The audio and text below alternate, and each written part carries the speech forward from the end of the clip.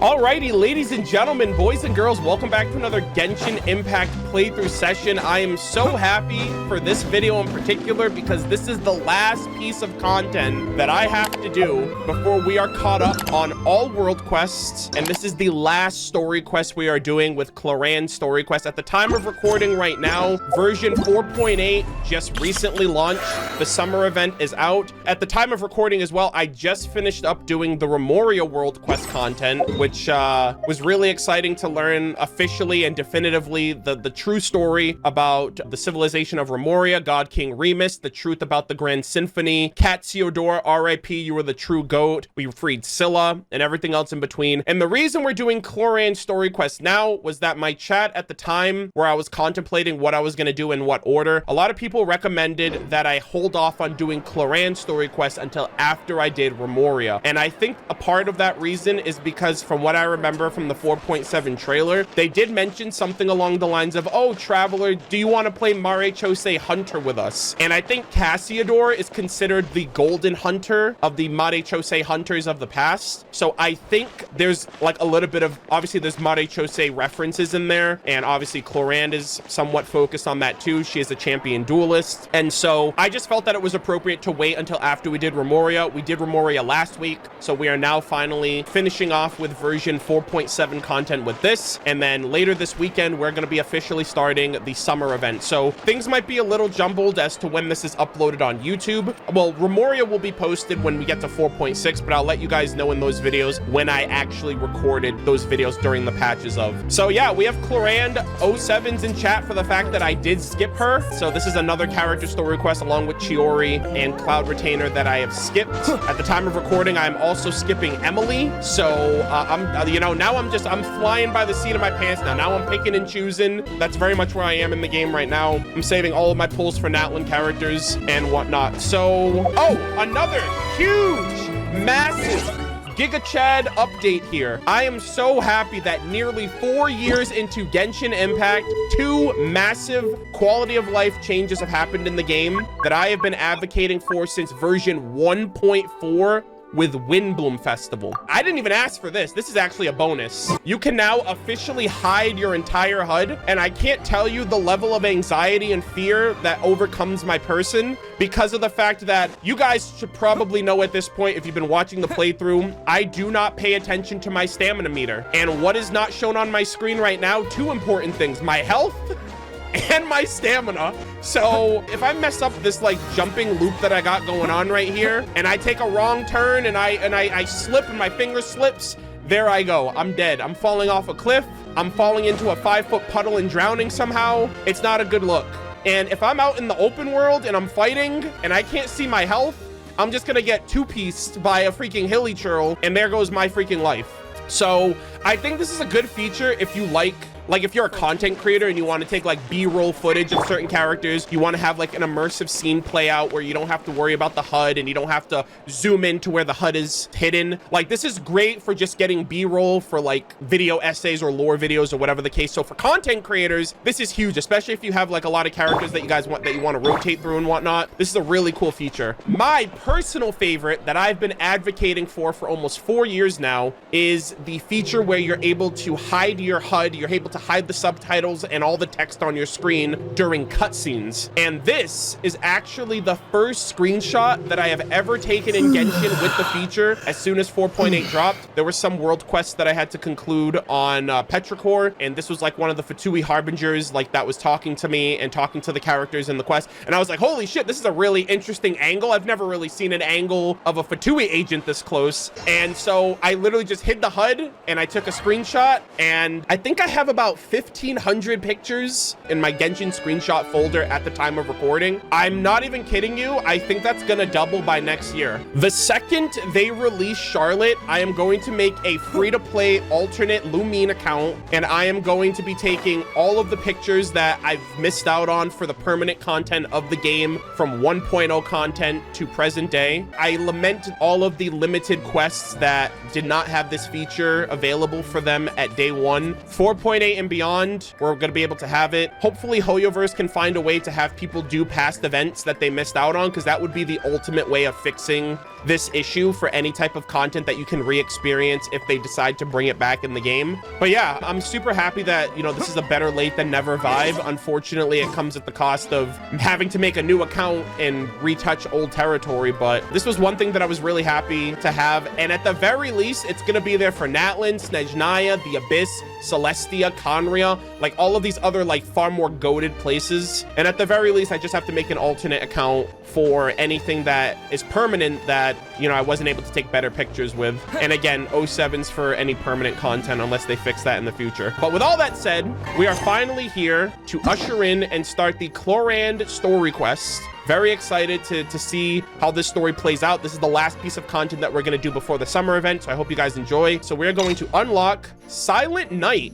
Interesting. Rapiria chapter. As the night in the opera house dims, the curtain falls upon the trial on stage. Clorinde resheaths her sword. The private life of the one known as Fontaine's strongest champion duelist has always been an enigma to most. None dare to ask, much less to probe too deeply. Some claim to have seen her silhouette in the shadows of dark alleys, while others say she hunts phantoms in the woods in her spare time. And while others speak of her often privately patronizing a certain tabletop trope club, one can only wonder just where will the strongest champion duelist be found today. And we have Judgment Day. On the streets of the Court of Fontaine, a pair of familiar faces seems to need your help. And we will also be enabling this focus mode because I believe we are going to have to go to Mondstadt at some point. And Mondstadt is where the summer event triggers as of right now. So I'm going to make sure we don't accidentally trigger that by mistake. I'm assuming... Oh!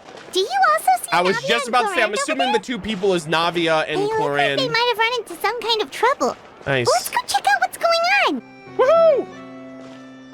Oh, and I can start taking screenshots. Oh my god. Still no dice? It's already happening, chat. Oh man. Okay, I'm not gonna take every single picture, but just hiding the HUD. This is actually a reality we live in. I'm so happy. Not at all. And I've asked pretty much everyone in the Court of Fontaine already. Lynette's ears drooped as soon as she heard that we'd have to be out and about for days on end. And Fremine, he hid himself under his helmet as soon as he realized there'd be people around that he didn't know. Yeah. What about Chiori and Charlotte? Ooh. I feel like both of them would be more than up to it. Hey, we'll play tabletop games with you. I've asked them already, but they're both pretty busy right now. I just gave the members of the Spina a few days off, too, so I don't want to bother them either. This is getting pretty difficult.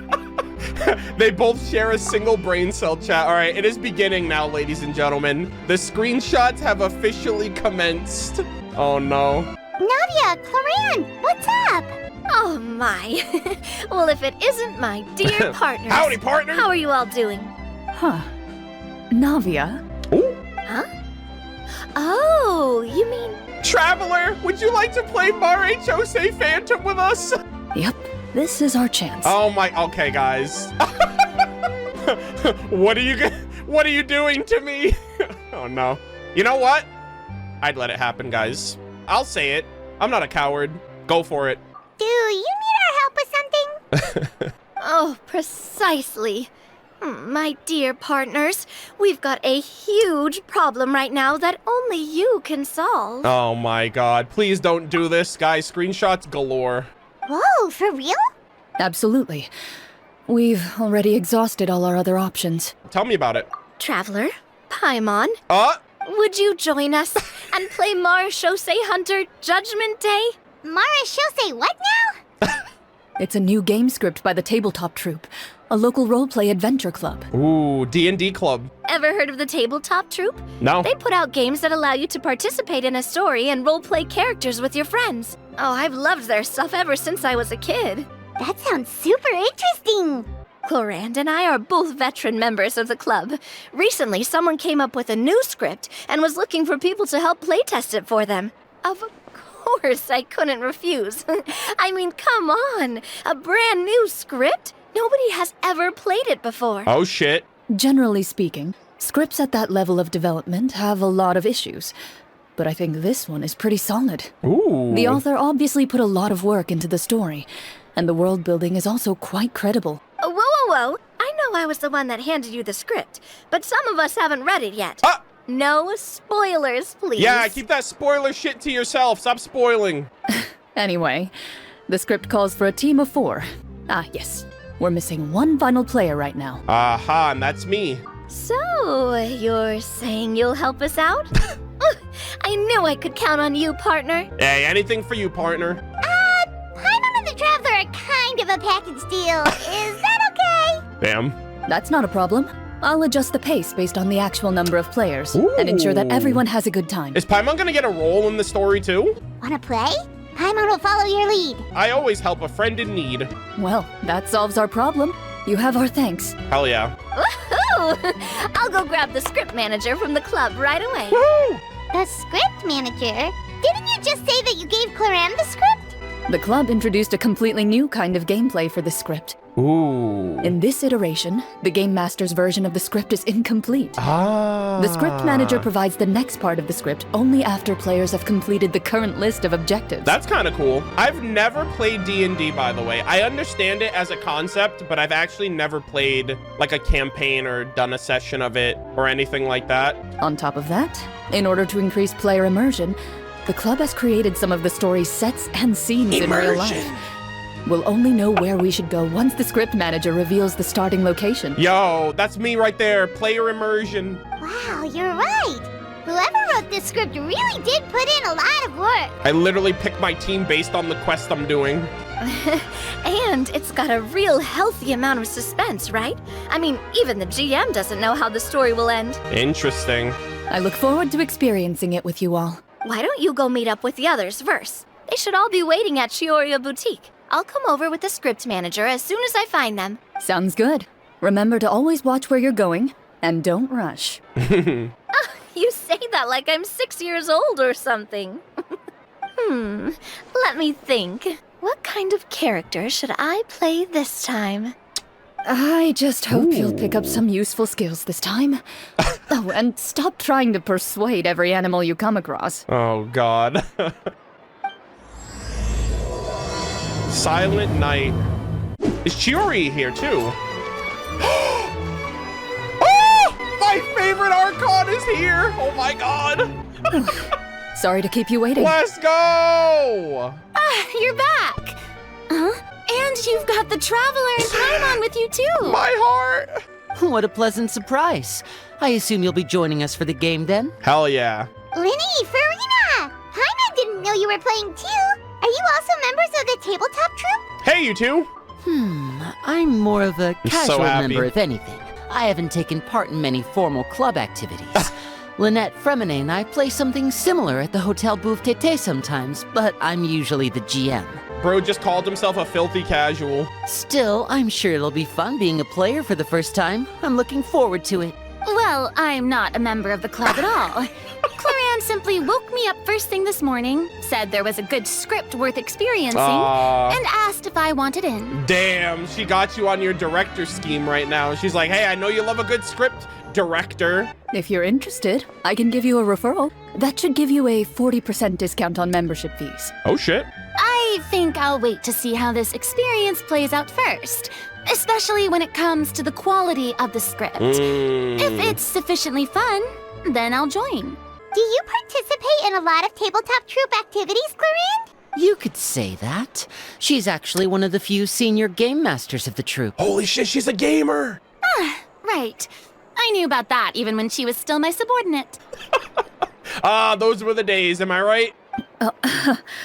It's nothing. Really, it's just a small hobby of mine. All right, Clorinde, you can like things, okay? You're allowed to like things. Wow. Paimon's so used to seeing you be all upstanding and intimidating as the champion duelist. It's kind of hard to imagine you role-playing with a bunch of friends. So if we have any trouble of any rules, do we have to submit a duel request to you? Surely you jest. I would never intentionally make things difficult for my players. I maintain a clear boundary between my professional and personal lives. Aw. The me you see at court represents the law and order of Fontaine. I put all personal feelings to the side and grant a fair duel to all who seek to defend their honor. That's good. That's hard to do. But in my personal life, I'm just an ordinary person. Someone who feels anger and sadness, Aw. just like everyone else. Well, Well, you say that, but for all the time I've known you, I don't think I've ever seen you cry. I've seen you get angry, sure, but now I'm wondering whether you were actually mad or if it just looked that way from the outside. I was probably in work mode during those times. Is that so? Well, in any case, I just feel like even in your personal life, you don't get emotional very often. That's okay. So you want to see me cry? That might be a little difficult. Weird. A show of anger, though, that might be something I could accomplish. Oh God, are we gonna see her cry by the end of this story quest? Why are they doing this? I swear to God. No, that's not what I meant. Oh. I'm back. Here, allow me to introduce you to the script manager, Mr. Florian. Yo, Mr. Musketeer himself. Pleasure to meet you all. Hello. Wait, are you a champion duelist too, Mr. Florian? Yo, look at the man's drip. Oh, no. This is just the costume provided by the club. I occasionally play a few of the roles in my scripts. Are his eyes purple? That sounds like a lot of work. It's nothing.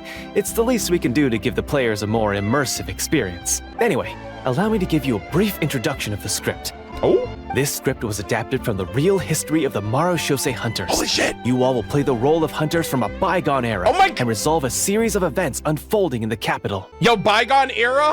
Paimon's not super familiar with the history of the Marashose Hunters. Is that a problem? You filthy casual, Paimon. You don't read lore. Oh, no problem at all. I can give you a brief rundown. So, basically, Marashose hunters were people who dedicated themselves to hunting monsters and protecting the city by using a special swordsmanship technique passed down over generations. Hell yeah. Yo, the Golden Hunter, we gonna get mention of them? Their story can be traced back to the ancient Remurian dynasty, as well as the first hunter, Let's Cassiodor. fucking go! Cassiodor, my boy! Oh, I'm so glad I did Remoria. Fuck yeah. Holy shit, the Golden Hunter himself. But I'll leave the finer details for you to seek out and discover Holy later. shit, we literally just did Remoria. And I'll provide additional commentary as the story progresses. Can I be Cassiodor, please? In that case, brave hunters, are you ready to set out on an unknown adventure? You damn straight. Whoa, just one sentence and it's like we're in the story already. Aha, I see many a determined gaze before me. Very well, head over to this location and begin your heroic journey. Okay. So, as we follow the story, it leads us to specific scenes? Ooh, sounds pretty innovative. What does the message in the envelope say? It's the exact location of the scene, as well as the formal permission to use the venue. Nice. Seems like they have everything prepared. Please check all your belongings, everyone, and make sure you haven't forgotten anything. Once you're ready, please follow me to the designated location. All right. Sounds good. Hunter Squad, move out. Let's go! This is so cool. Whoa! Whoa, they really have thought of everything. Wow. Even the Fatometer is here and ready to go for us. Sheesh! This looks really neat. They have like the little board pieces and stuff. The Fatometer. What's that? It's a card that's used to determine action success or failure. We'll need to use it when we try to use certain skills. And what about all the dessert and tea? Is that for us as well? Holy shit, Farina's so happy right now. That's what the message said. Really? That's so nice. It feels just like a tea party with friends. Let us begin. Let's go! First, please pick up the blank character cards in front of you and write down your name and profession. You can find an abbreviated version of the rules printed on the back of your character card. If you have any questions, feel free to ask me. Can I be Cassiodor? In this story, everyone is a Marashose hunter. To reflect this, the club has prepared a small badge for everyone. Ooh, nice. Ooh, that's cool. As hunters, you have proficiency in swordsmanship and fighting by default, so there's no need to allocate any additional skill points to those areas. Okay, that's cool. Swordsmanship? So there's a fighting part to all of this? Paimon's not sure she can do all that on her own. Maybe Paimon can just stick with you? Yeah, sure.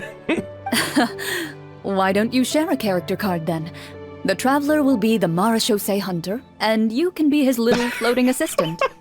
I'll be Cassiodor and you can be Ozzy. How about that? Kinda like in real life. So, for the name, do I fill it out with the name of my character? Ooh. Yep. It can be any name you like. Oh, shit. You can use your real name too if you want. I do that whenever I get too lazy to think of a new name. You know what'd be kind of nice? I don't know if we're going to get an item when we finish this quest, but either the pins on the table or our character profile sheet would be a cool little memento to have when we're done. Oh, so it would be like experiencing a different life, but still as yourself. That's not a bad idea. Yeah, how about we go with Focalor with this one, guys? Maybe, In that case, I think I'll continue to use the name Linny then. Okay. Next up is the skill sheet. You have a limited amount of skill points that you can use to learn a number of skills. The more points you invest in a particular skill, the easier it will be to pass associated checks. Okay. This is really fun. I'll take persuasion and investigation. Those are must-haves when it comes to missions like these. Didn't Clorinde just say, hey, don't try to persuade every animal you see? And she's like, all right, time to pick the same exact roll again. Oh, those skills sound like they'd be useful for gathering intelligence. Good idea, Navia. Just as expected of a veteran player. That's so funny. So, should we also take those skills then? No, we should diversify. Not necessarily. Since we're working together as a team, we could leave the negotiations to Navia and use our skill points to pick up other useful skills. Very good. Yeah. Damn, dude. This is low-key kind of making me want to play D&D now. For example, I think I'll take stealth and sleight of hand. That's cool. That will give us more options if we run into any situations we can't negotiate Holy our way shit, out of. hold on. They're all taking traits that they excel at in real life. Like, Linny's literally a magician, so stealth and sleight of hand works best with him as a magician. Navia's a girl boss, freaking mobster of the freaking Spina di Rosula, so negotiating through conversation and deliberations and being diplomatic and all that stuff. Like, that's so cool. Oh, interesting. I wasn't thinking about it like that. I suppose it's not so different from an acting troupe. Yeah, literally. Everyone has their own role to play. This is too soon. We're still in Fontaine, by the way. I'm like, bro, ain't no way you're still reminding us of this Archon quest. Let me see.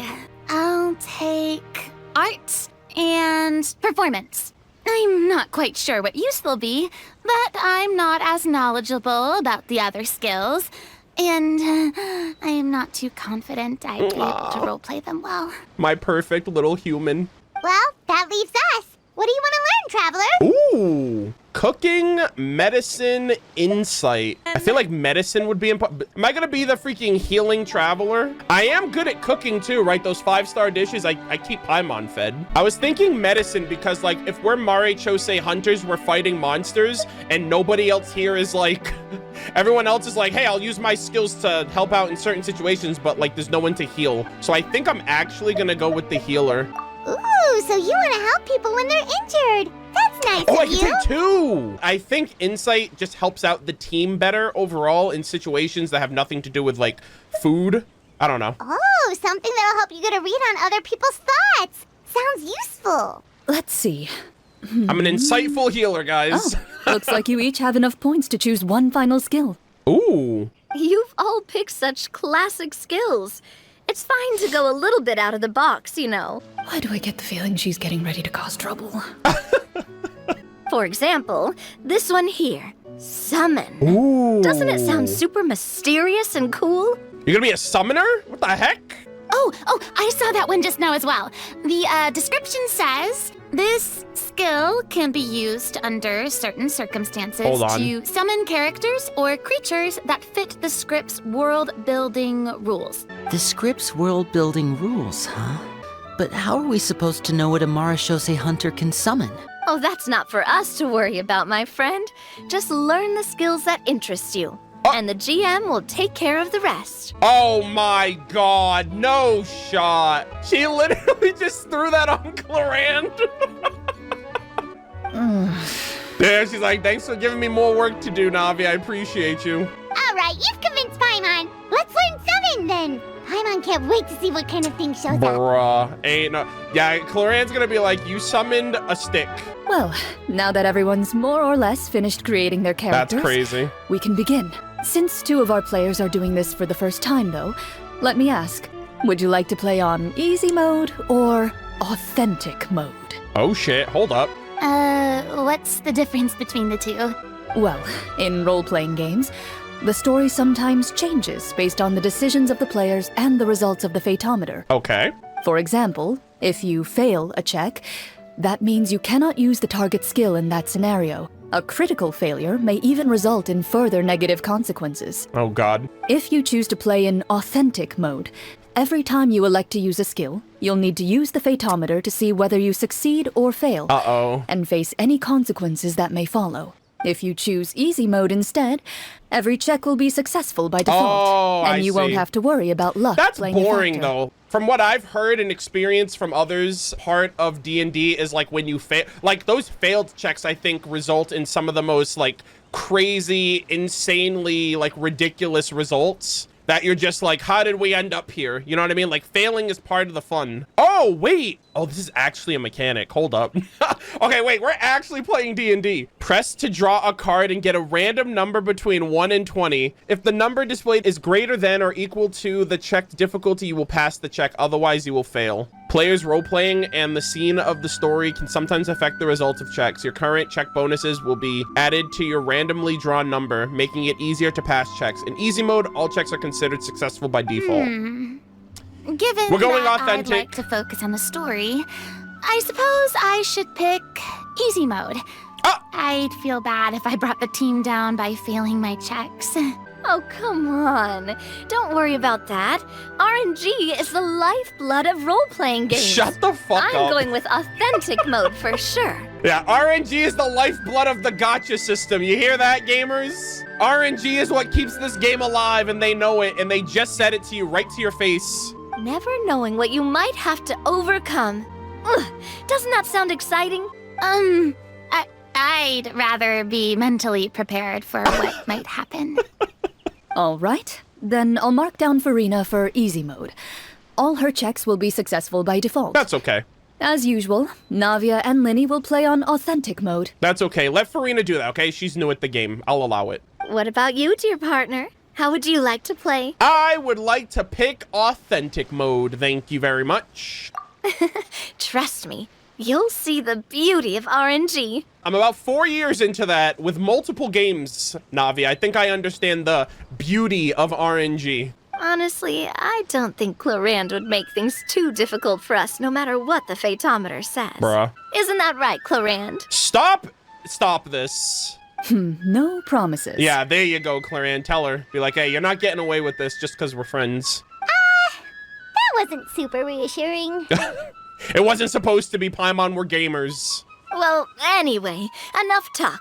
Let's get started. I want to experience at least a good chunk of the story today. Speaking of the story, why is the beginning scene on a beach? Well, that's because a long time ago, back when human civilization was still in its infancy. Wait, what? Powerful demons and evil sorcerers ruled over the land. What is this? They created a host of monsters and sent them to slaughter all humans in existence. Bro, this is literally an RPG.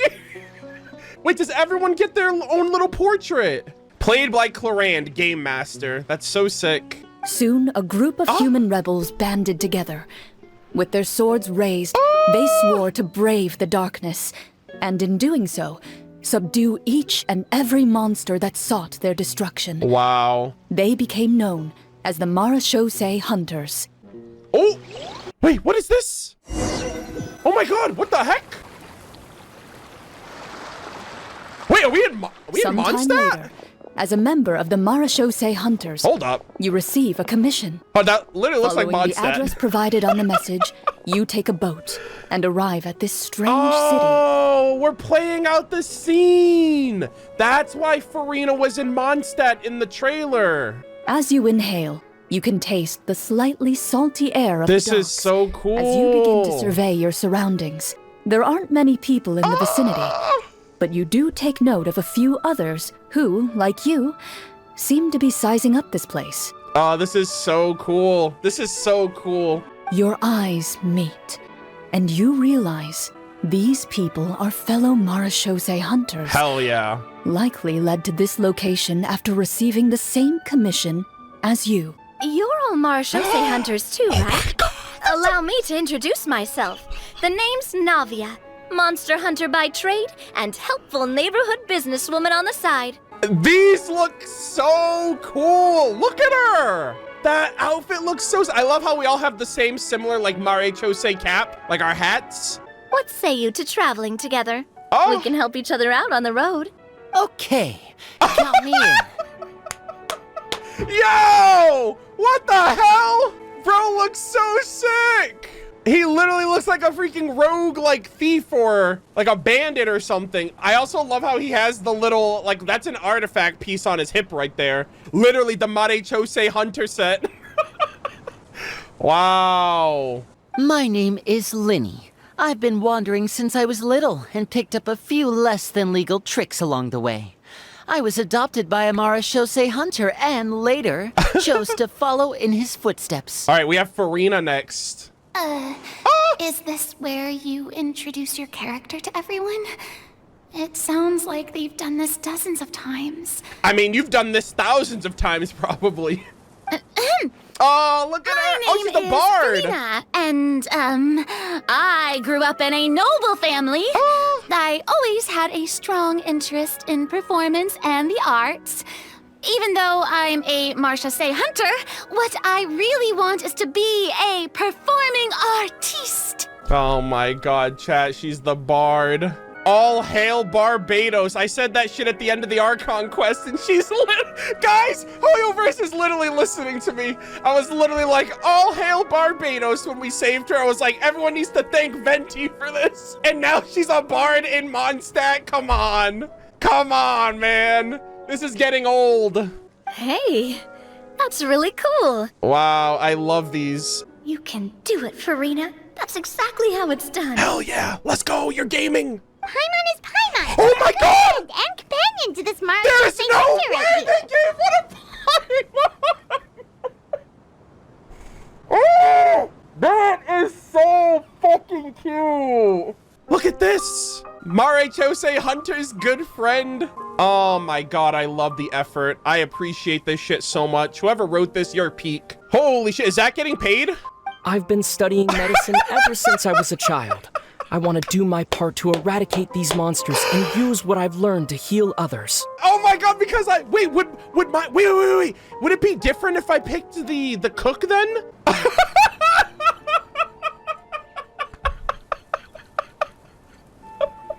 Oh my god. Hold on, chat. Holy shit, this Chef Aether is so funny. Lumine looks great. Oh my god. I love this so much. Let him cook. Let my boy cook. So that's Aether Lumine, and then this is Aether Lumine for the doctor. Oh my goodness. This looks so good. Oh, welcome, welcome. When we face the monsters, I'll make sure to charge in front to give everyone some cover. You can take care of the healing at the back. You open your envelopes at the same time. The message reads, "To the honorable and trustworthy Mareshosei hunters, our kingdom is currently facing a grave crisis. We gotta save the day. The lands outside the capital have been overtaken by monsters, and our people are being led astray by forces of wickedness. We beseech you, please help us resolve this crisis and return peace and stability to our home. As experienced hunters, the layout of the city reminds you of places once traveled. You recall the sight of tree-lined streets and the gentle tranquility of days gone by. Yet, as you regard the city in front of you, it appears to be little more than an empty shell.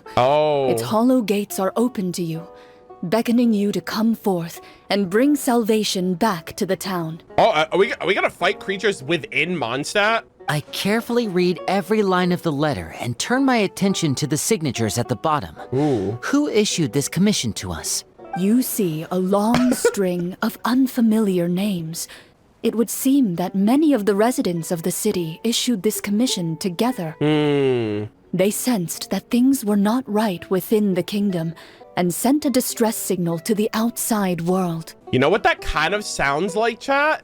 Many residents of the city issued this commission together. They sensed that things were not right within the kingdom and sent a distress signal to the outside world. That literally sounds like the Univertas Magnistorum summoning Aether and Lumine to Conria from the outside world. Like how Aether and Lumine ended up here. Holy shit. In that case, Oh, I love the bard. why don't we take a walk around the city and see if we can learn anything from the local residents?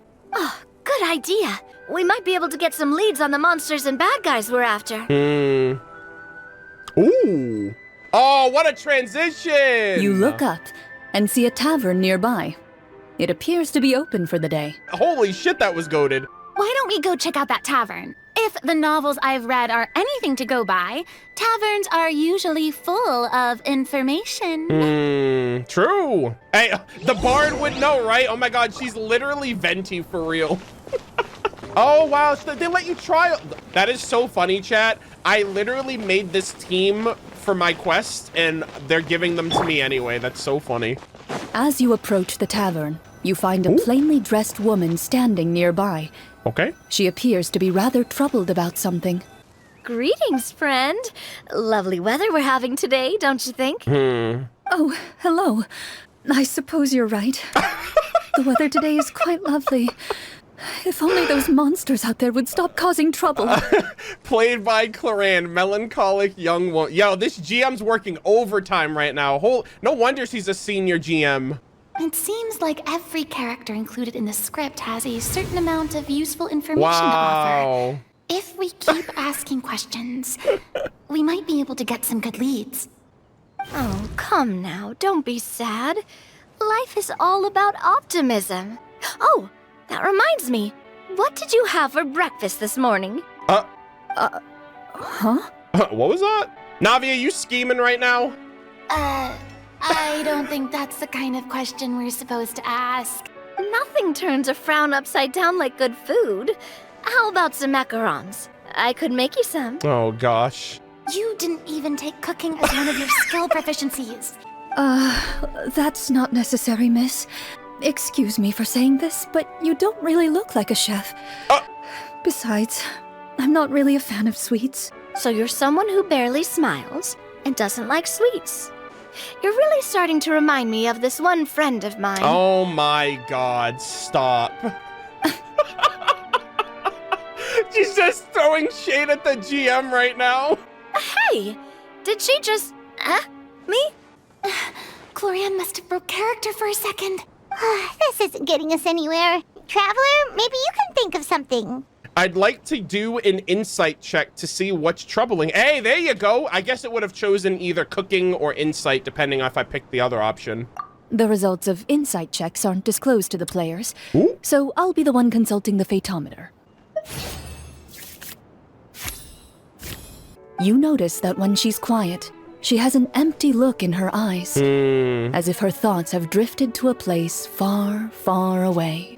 And when she speaks, she often subconsciously reaches out to touch the ring on her left hand. Oh my gosh, Aether, you actually are aware. Did something happen to your husband? So you noticed. That's a little embarrassing. A horde of monsters suddenly appeared near the capital recently, so all the guards were dispatched to fight them. Do you remember when those monsters appeared? I'm not completely sure. All I know is that my husband was dispatched to fight them 3 days ago. Okay. Do you know where he was sent? It all happened so fast. When we said our goodbyes, he couldn't even tell me where they were sending him. You have our thanks, friend. We'll find and defeat those monsters as soon as possible. We sincerely hope your husband will be able to return to your side soon. I wish these characters just had these outfits instead. I'm like, Linny, you'd be so goated. I can't stop looking at them. They look so well done. This is a true RPG moment. Thank you. Don't worry. We'll find him. Just try to remain optimistic and wait for good news. We don't always get to choose what happens to us. But we do get to choose the little things, like what we eat and how we respond to the things life throws our way. Aww. I hope that one day, you too will recognize the power of something as small and inconsequential as a delicious dessert. What did she say in the Archon quest? Hope is like finding a small cookie when you're starving at night. You just need a little of it.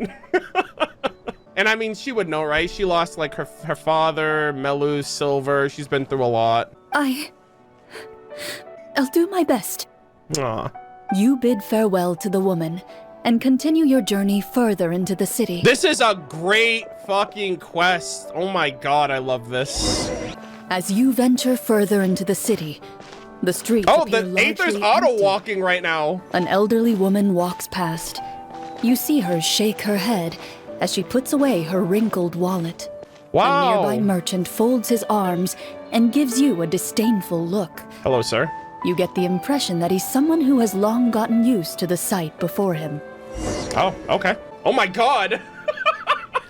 Sir? Although he doesn't seem very friendly, merchants are usually a good source of information, right? Mm-hmm.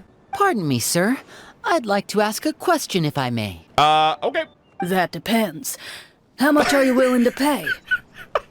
Guys, Clorinde, this is truly a Clorinde story quest. Like, she is literally holding this freaking plot up at every turn. How about this much? She's literally the GM. What do you take me for? Some lowly beggar? You can't even buy half an onion with that amount. Surely an onion can't be that expensive, right? What do you know? War's nearly upon us. Everything costs several times what it did before. If you're not gonna buy anything, then scram. Whoa, what a nasty guy. Maybe we shouldn't even bother talking to him. But he still might have information we need. Traveler, can you think of something? Whoever picked Farina put on a performance, you are cruel. Oh my, yeah, Farina, start dancing. Maybe then he'll listen. What would Linny do? Linny would steal it? Navia has proper persuasion. Navia will get it, or Farina will get it. I'm gonna go Navia on this. I'm sure Farina's is great, but like, I want to be very level-headed, and like, I immediately was like, oh, Navia, but then I realized, oh, Farina can basically clear anything with 0 effort. So we're gonna go Navia as well. Which means this is going to be a chance for it to succeed or fail, and I pray that RNG's on my side. Sir, we came to this city to solve the very problem you seem to be referring to. The war you mentioned, would it happen to be against the monsters outside the city? If you happen to be well informed and know a thing or two about what's going on, we'd appreciate it if you could share that information with us. After all, the sooner this problem gets resolved, the easier it will be for you to do your business. Oh dear. 8? Oh! No fucking! Oh my god! No fucking way! What? I got 20! On my first roll! My first roll is a 20! Holy shit! There's no shot! Guys, this isn't even the gotcha!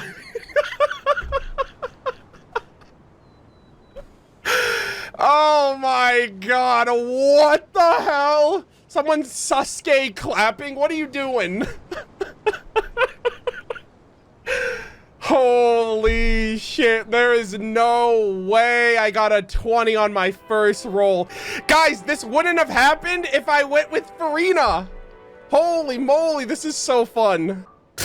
Oh. Well, things are basically as you said, young lady. Those monsters are camped outside the city, and they've been destroying all our trade routes.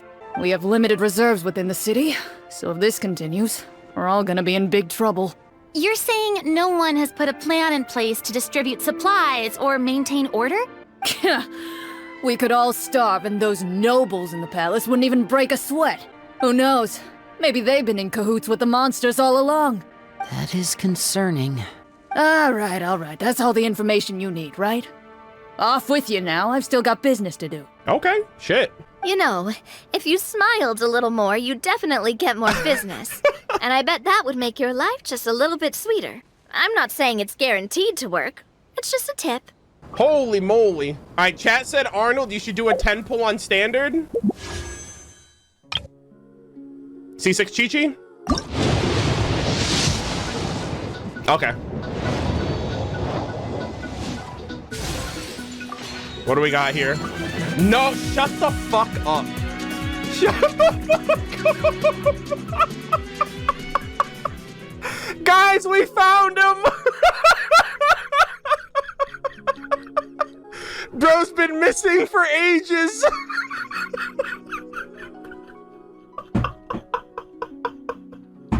I can't make this shit up.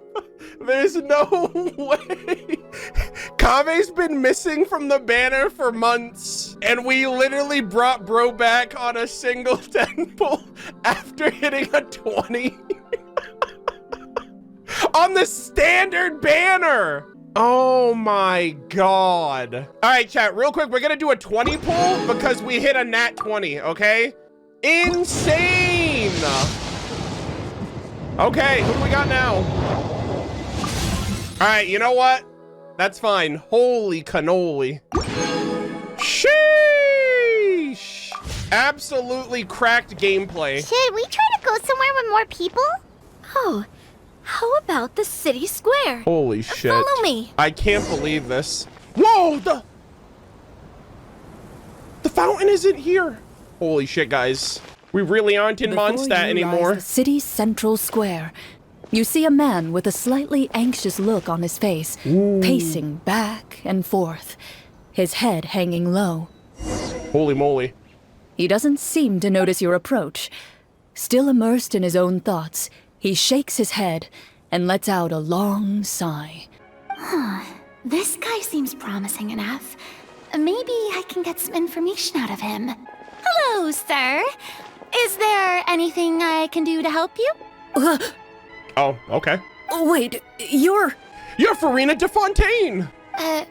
I'm... A bard? Oh, dear goodness!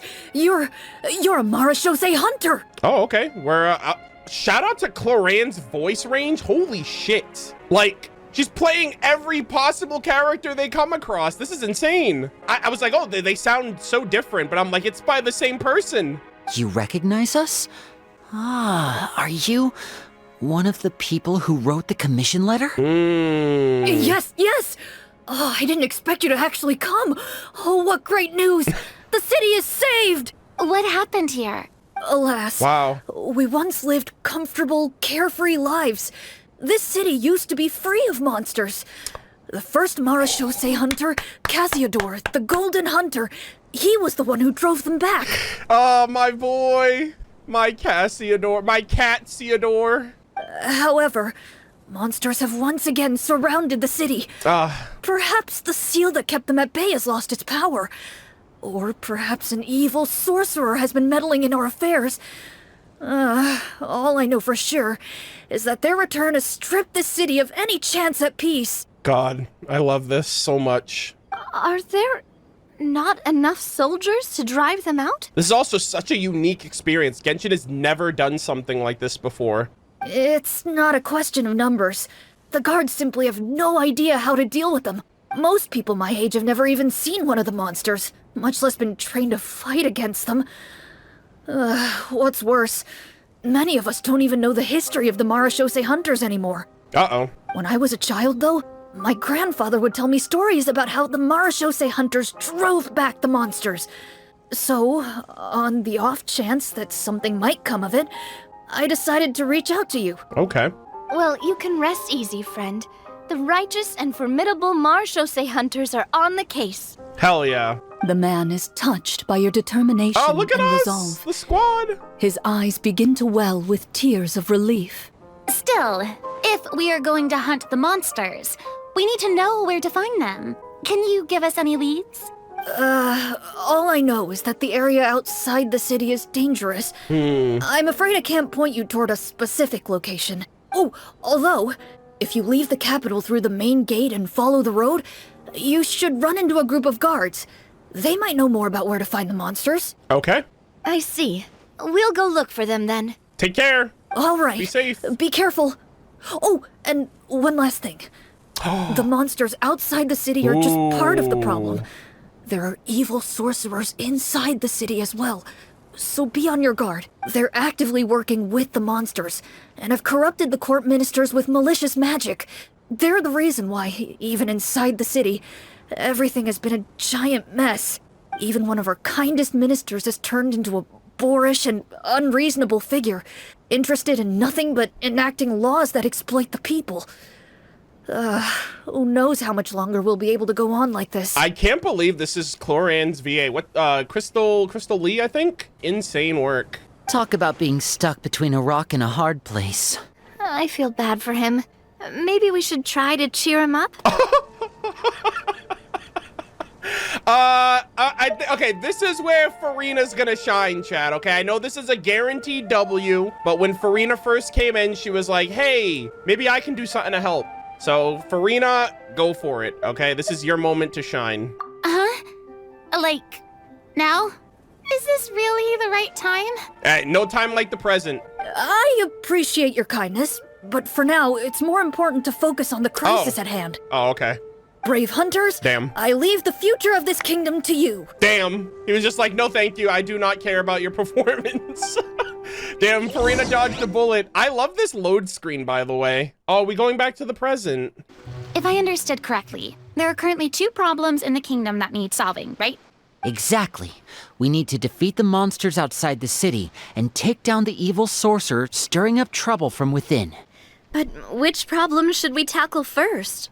Well, this seems like a good moment for a break. Oh, okay. Take some time and discuss what you want to do. Let me know when you've made your decision. Clorinde's working overtime right now. She's like, I need the break. I really didn't expect the people in the city to keep us at arm's length like that.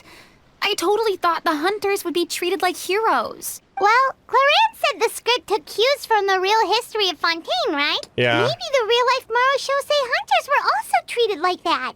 I wouldn't say it's a perfect representation of history, but there are definitely some similarities. Ooh. Would you like to hear more about it? Yes, absolutely. Sure. As long as it doesn't spoil anything in the script. You brought up bits and pieces of the hunter's history before, but it was all in passing. Paimon wants to know too. The hunters were super powerful, right? Were they all from a special line of supernatural beings or something? Kind of like the yokai in Inazuma? No. Nah, they were goated All humans. Marachose hunters were ordinary mortal fighters. Mm-hmm. The only thing that set them apart were the special sword techniques passed down over the centuries. Cassiodor did everything, bro. Huh? So you mean anyone could become a Marachose hunter? With enough training. In theory, yes. All you would need to do is survive the rigorous training and master the swordsmanship techniques required to fight the monsters. Yeah. Still, most people dropped out at the early stages, and others called it quits the minute they saw a monster in person. Damn. To become a hunter, you must be strong in both body and mind. True. What kind of monsters did the hunters fight exactly? Oh, and the evil sorcerer the script mentions. Did they exist in real life too? Damn, Paimon, all the questions. The land of Fontaine once played host to an ancient dynasty known as Remuria. After that dynasty fell, monsters began to appear, intent on obstructing humans from establishing a new social order. Oh, okay. So, like, post-Archon War. One of the ancient sorcerers of Remuria used his power to assemble a formidable army of golems. Mm-hmm. He sought to use that force to establish himself as king. God King Remus. All right, he was trying to keep his people alive from the prophecy, okay? Leave him alone. Now, wait a second. Don't tell me that guy was the inspiration for the evil sorcerer in the script. We still haven't found any in-game information on him yet. So, why don't you talk about someone else for now? Well, I wasn't planning on going into anything you might be able to find out in the game. But if you want me to talk about something else, then... how about Cassiodor, Yes! the Golden Hunter? Yes! Or Egeria, the ex-Hydro Archon? Yes, yes for all of those, please. Wait, but those people are all from a super long time ago. Where did you learn all this, Clorinde? Oh. From my master. Oh, she. And her master was probably like the last of the Marachose hunters of that time. By master, Oh? you mean Miss Petronia? Is someone you know? Oh, this is new. Absolutely. Miss Petronia and my father were good friends. Back in the day, she would often bring Clorinde over to play, but Then, Let's not get off topic. Uh-oh. Anyway, back to what I was saying. Okay, something must have happened to her master. Responding to Egeria's call, a number of warriors followed Cassiodor into battle against the monsters. Yep. This group of warriors, under Cassiodor's leadership, became known as the Marechaussee Hunters. Yet, as Fontaine entered an era of peace, their work gradually became obsolete. The Marechaussee Phantom, originally an association made up of hunters, eventually came to be predominantly comprised of Melusines. Yeah, the Melusines just took their jobs. You call me friend. Am I really your... Ah, I see. That explains why most of the people in the script have forgotten the hunters or think of them as nothing more than a legend. Yeah. Is that really a bad thing, though? It can get tough always being the one shouldering everyone's expectations. Depends on who you ask, I suppose. If the name of the organization no longer commands respect, investigative work is bound to suffer. Speaking of investigations, which problem should we tackle first? Monsters or evil sorcerer? I vote monsters. I was thinking that. That's the main duty of the hunters, right? We can come back to the sorcerer later. I think I agree. Plus, if the sorcerers really are the masterminds behind this whole thing, defeating the monsters could give us some clues on their intentions as well. True. What about you, partner? What do you think? The sorcerer's problem is important, but we gotta deal with the lackeys before we can get to the big cheese. That's just how RPGs work. It's decided then. All right. Ooh. After some discussion, you decide to turn around and head out of the city. Oh, okay. Let's take a look around, like that guy said. Oh, where are we now? Are we in Wolvendom? You there, outsiders, halt! Okay. Hello, Sidine. How are you? Halt! Halt! Who's there? An armored man approaches you. He has a tall, muscular build and a determined expression in his eyes. Just one look, and you can tell he's fought in his fair share of battles. Although he's trying his best to conceal his current state, his uneven gait and the sweat dripping down his forehead make it obvious that he's been wounded and is in serious pain. I'm the captain of the guard. I saw you sneaking around the city earlier, so I'll only ask this once. Is this a British accent she's giving this man? State your purpose, or it's off to the dungeons for the lot of you. Wow, it's been a while since someone's been this suspicious of us. I said talk, not whisper between yourselves. He did say that. Have you ever heard of the Marechaussee Hunters? Yeah, the range is wild. This is crazy. Marechaussee Hunters? Ha! That fairy tale, you mean? What, you expect me to believe you're one of them? Yes. Actually, I expect you to believe that we all are. Navia. Yes, Navia's gotta work. Navia's gotta talk him down. Sir, we were indeed in the city earlier, but our purpose was only to gather information on the monsters. We're here to help the city and all the people within it. Your guards are still fighting the monsters as we speak. They could be seriously wounded and in grave need of support. You need all the help you can get. Come on. RNG! 18! Oh, that's huge! Oh my god, that's almost a 20. God damn, that was close. The man regards you with doubt and concern. Nice. After a period of inner struggle, he lets out a long sigh and informs you of the locations where the monsters have appeared. Okay. Those monsters aren't easy to deal with, but if you insist on going, I won't stop you either. I just hope all the guards will be able to come back to their families alive. I wish you the best of luck. Good shit, Navia. Based on what the captain said, the monster should be right up ahead. Wait, actually.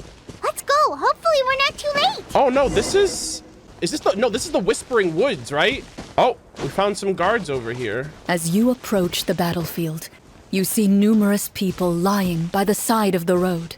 They appear to be dressed like guards. Their faces are filled with desperation and terror. Some are screaming and cursing in vain, as if still trying to banish the monstrosities they saw from their minds. Jesus. My god, I feel like we're in the middle of the cataclysm right now, or like the start of what will be the A few cataclysm. of the wounded look up at you in shock and disbelief. Quick, leave this place. Turn around and don't look back, they yell. Oh my god. What the heck? This place looks so This is so not Mondstadt. I love how no matter what, Celestia is right there.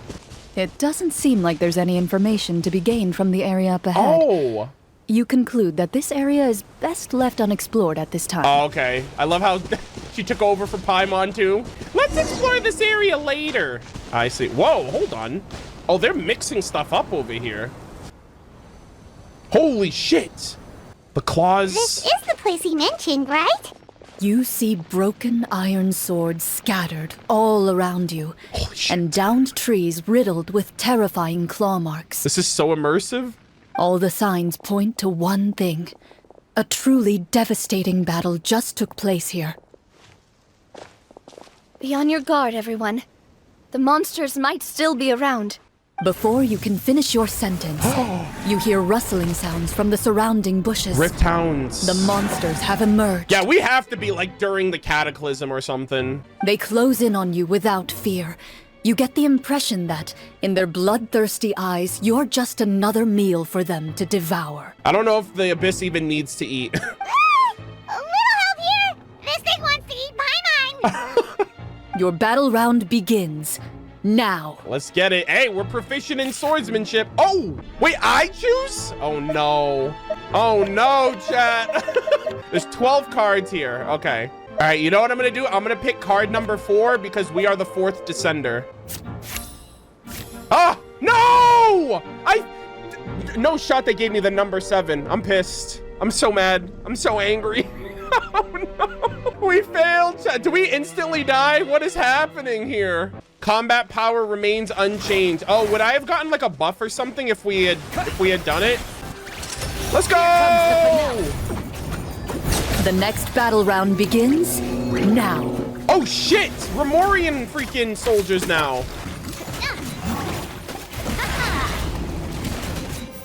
Back up, sir. Bop! The monsters let out a terrifying roar of anger and resentment. Damn. Before dissipating into thin air. Ugh, thank goodness it's over. We're lucky the Marashose Hunter class came with all those preset skill points. Otherwise, we would have been in some real trouble. Yeah, I fumbled, guys. I never knew the Fatometer even determines the amount of damage you inflict. Yeah. If you get unlucky, isn't it just game over right then and there? Well, Farina, it's a good thing that you have no RNG. That's part of the fun. You can just dance The on them. uncertainty of fate is what gives these games their appeal. Just gonna hit that Disco Inferno and just kill all of them.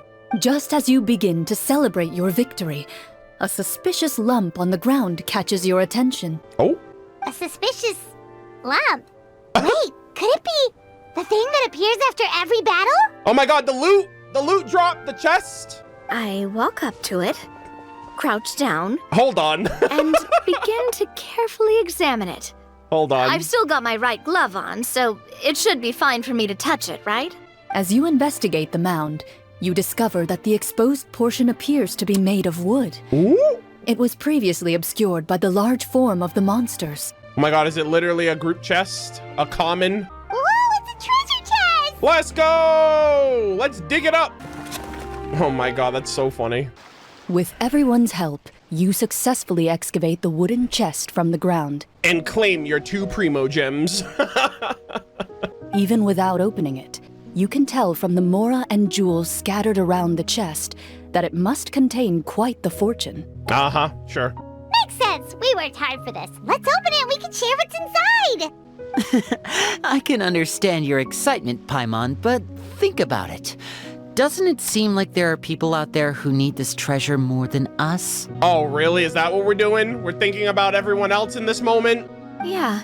Also, what if it's like a Think mimic? about all the people suffering in the capital, or all those guards who got hurt fighting the monsters. Wouldn't it be better if we gave the treasure to them? What if it's a trap chest and then we just give it to them and then they get hurt and then they blame us? Wait, is that how it works? Paimon thought since we were the ones to dig it up, we could just take it for ourselves. Well, let's put it this way. Any decision you make during a role-playing game can impact the future course of the story. Okay. But would the people really believe us? It's hard enough for us to prove we're Marashose hunters. What if they think we procured the treasure illegally? might get even more suspicious of us. That's definitely something we should consider. Maybe we can come up with an explanation in advance. Well, if donating it could cause that much trouble, why don't we use it to buy some gear and fill up on good food? Then we'll be ready to fight even more bad guys. Well, it's getting late. Why don't we call it a day for now? Okay, this was so fun, man. Wow, where did the time That's what I'm go? saying. We were having fun. I'm not sure if it's because I'm having so much fun with you all or because the story is particularly enticing. Both. But I feel like I could almost keep going. Same. Yeah, I know. This is so good. Here, here. Ooh, how about we play through the night? I'm not sure I'll have enough energy for that. Yeah, that won't work for me either. That's okay. Lynette will give me an earful if I get home too late. I understand how you feel, Navia, but we have to change venues for the next part of the story anyway. Oh, okay. Huh? Another location? There's a special note for the GM at the end of this section that says to proceed to an indoor set for the next part of the script. Nice. Whoa, they really pulled out all the stops for this new script. Well, even if we end the game for the day, we can still stay a little longer and hear Clorinde finish her story, right? Ooh. Paimon wants to hear more about the history of the hunters. Something tells me you just want to finish the free desserts before we break for the day. It could be both, all right? That's just a coincidence, okay? Besides, to Paimon, not finishing free food feels even worse than having to buy her own. Damn. And anyway, Paimon really does want to hear more about Clorinde's master. Well, If the story doesn't have a happy ending, it's okay not to finish it. It's nothing. I appreciate the concern, but it's all in the past. It won't do any harm to share these things now. Oh, not if you don't want to. Transition. My earliest memories are of living with Master. According to her, she saved me from certain people of ill repute. My birth parents had left me behind some time before that. What a heavy beginning for a life story. Master was a fascinating individual. If inexperienced in the ways of raising children. My first ever toy was a short sword. Ah. Although I suppose it wasn't so much a toy as something Master removed from her waist and handed to a noisy child in need of distraction. Play with this knife. Leave me alone. Oh wait, so she handed an actual sword to a child? Isn't that dangerous? Did you hurt yourself? He's like, that was a natural. Of course I did. Oh. I cut my palm and bled quite a lot. But Master was not concerned. She just stood there and casually lectured me about it. Damn. See, that's what you get for not holding the sword properly, she told me. Oh my God. She then crouched down next to me and said, "Give me your hand. I'll teach you to bandage this wound. After that, it's time to learn how to truly hold a blade." Excuse me for asking this, Clorinde, but how old were you exactly when all this happened? He's like, I was 5. Probably around, 3, give or take. What? 3? That's worse than I thought. 3? Isn't that when most kids are still struggling to hold a fork? Oh my God. As I said, Master was rather inexperienced in the ways of raising children. Sheesh. She believed trial and error was the best way to teach a child what they're capable of. I'm not so sure this is a question of experience. I didn't see anything wrong with her ways at the time. And anyway, children don't get to choose how they're raised. Oh, she did bring me back a pet from Liyue once. It was a Geovishap hatchling. What? Excuse me? What do you mean? A pet Geovishap hatchling? How do you think that? Oh my God, guys. How do you think this Geovishap hatchling felt being subservient to a human and being regarded as a pet after everything that's happened to these dragon kinds in Teyvat? I'm pretty sure this Vishap was so happy to just be like a 3-year-old's plaything. A Geovishap hatchling? For a pet? That seems even more dangerous. Sheesh. What she said was this: make sure to get along, you two. If you really can't agree on something, just settle it with a fight. Whoever loses is the real pet. You did not have Clorinde 1v1 a Geovishap hatchling at age 3. And how old were you when this happened? She's like, yeah, I was like 4. 5. Oh, okay. All right, never mind. Sorry about that. She was 5 years old, guys. That means it's okay. That's wild. Well, did she win? I'm standing before you, aren't I? No, I lost. Oh, I thought there was a fight to the death. I misinterpreted that completely. So you're saying you actually became the Geovishop's pet? Yes, but only for a week. By the end of that week, I defeated it in combat, and we've shared a cordial relationship ever since. What is... Teyvat really does have its own laws, bro. How is any of this shit up to par? That really doesn't sound like the kind of childhood someone should have.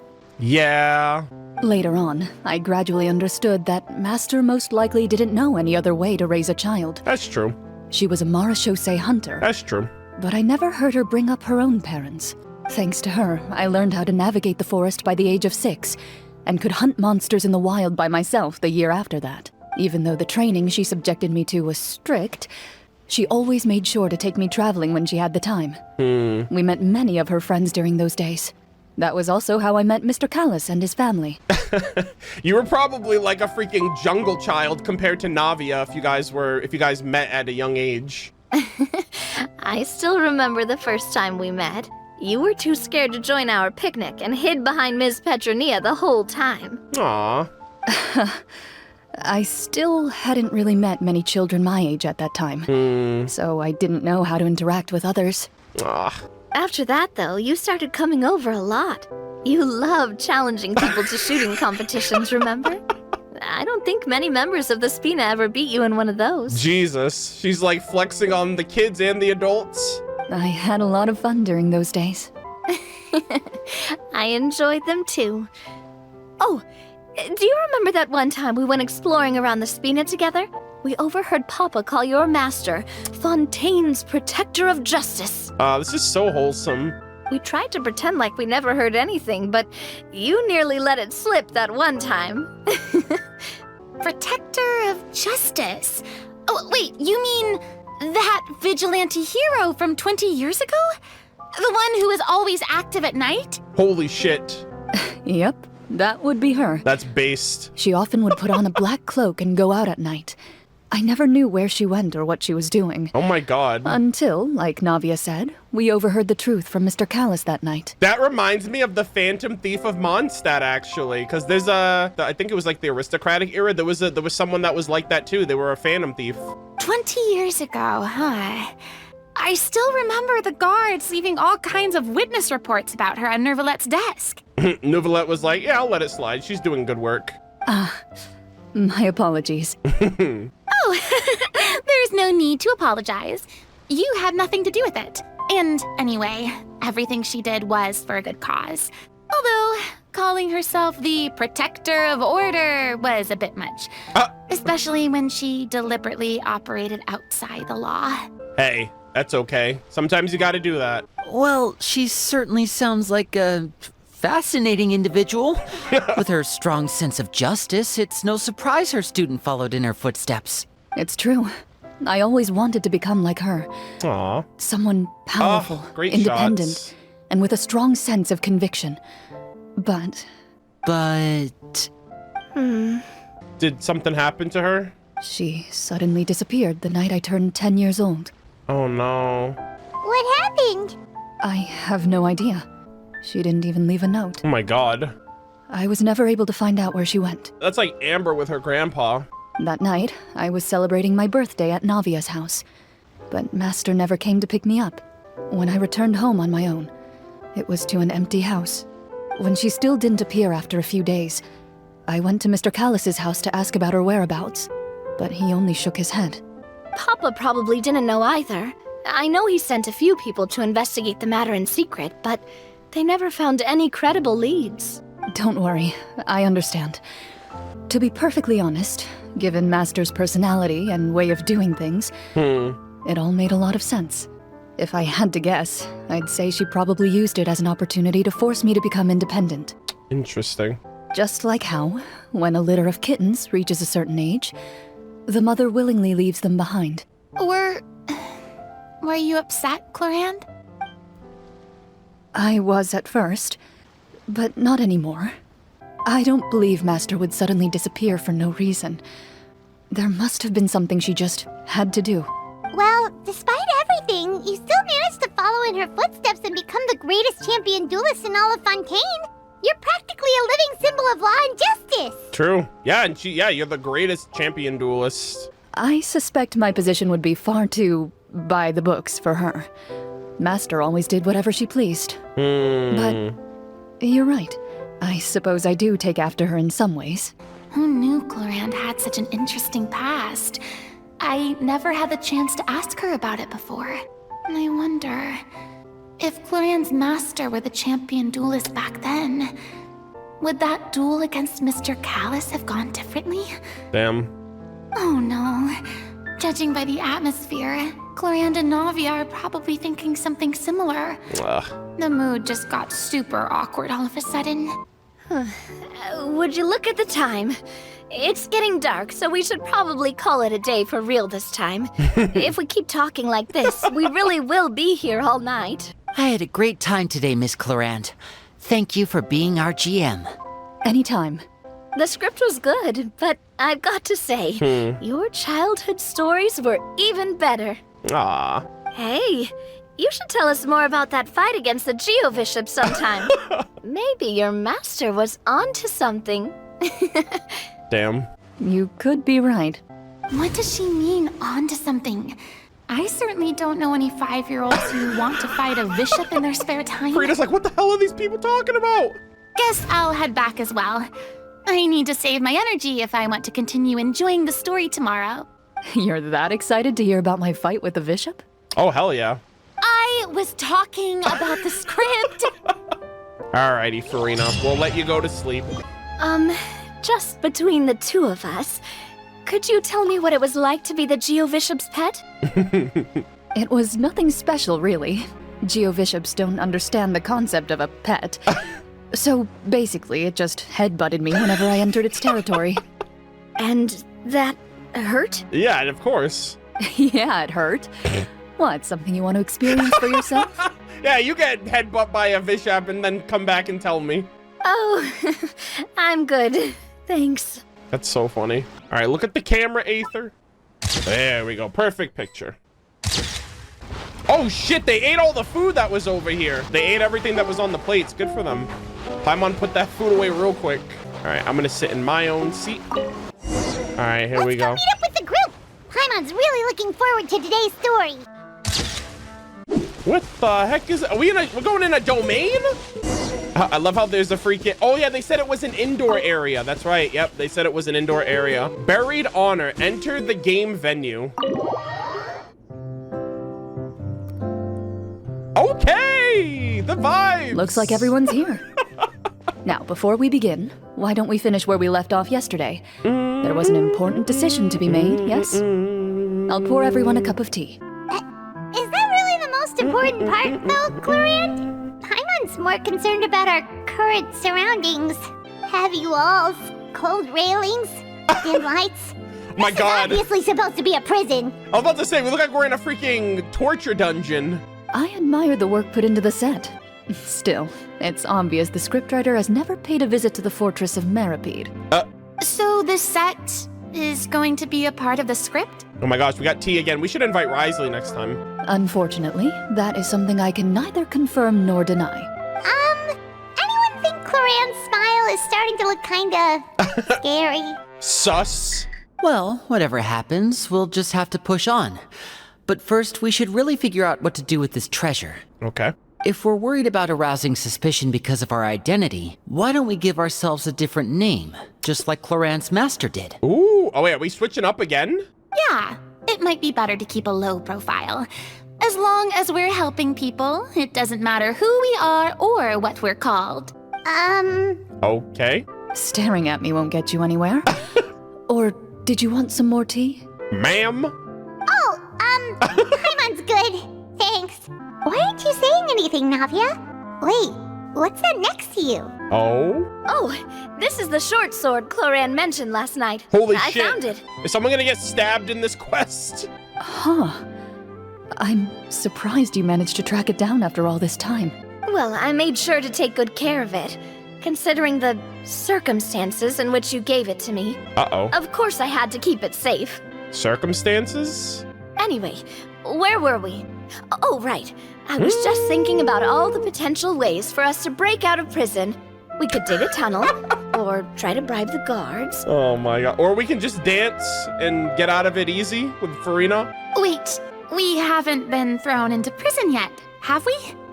Well, it's only a matter of time. It pays to be prepared.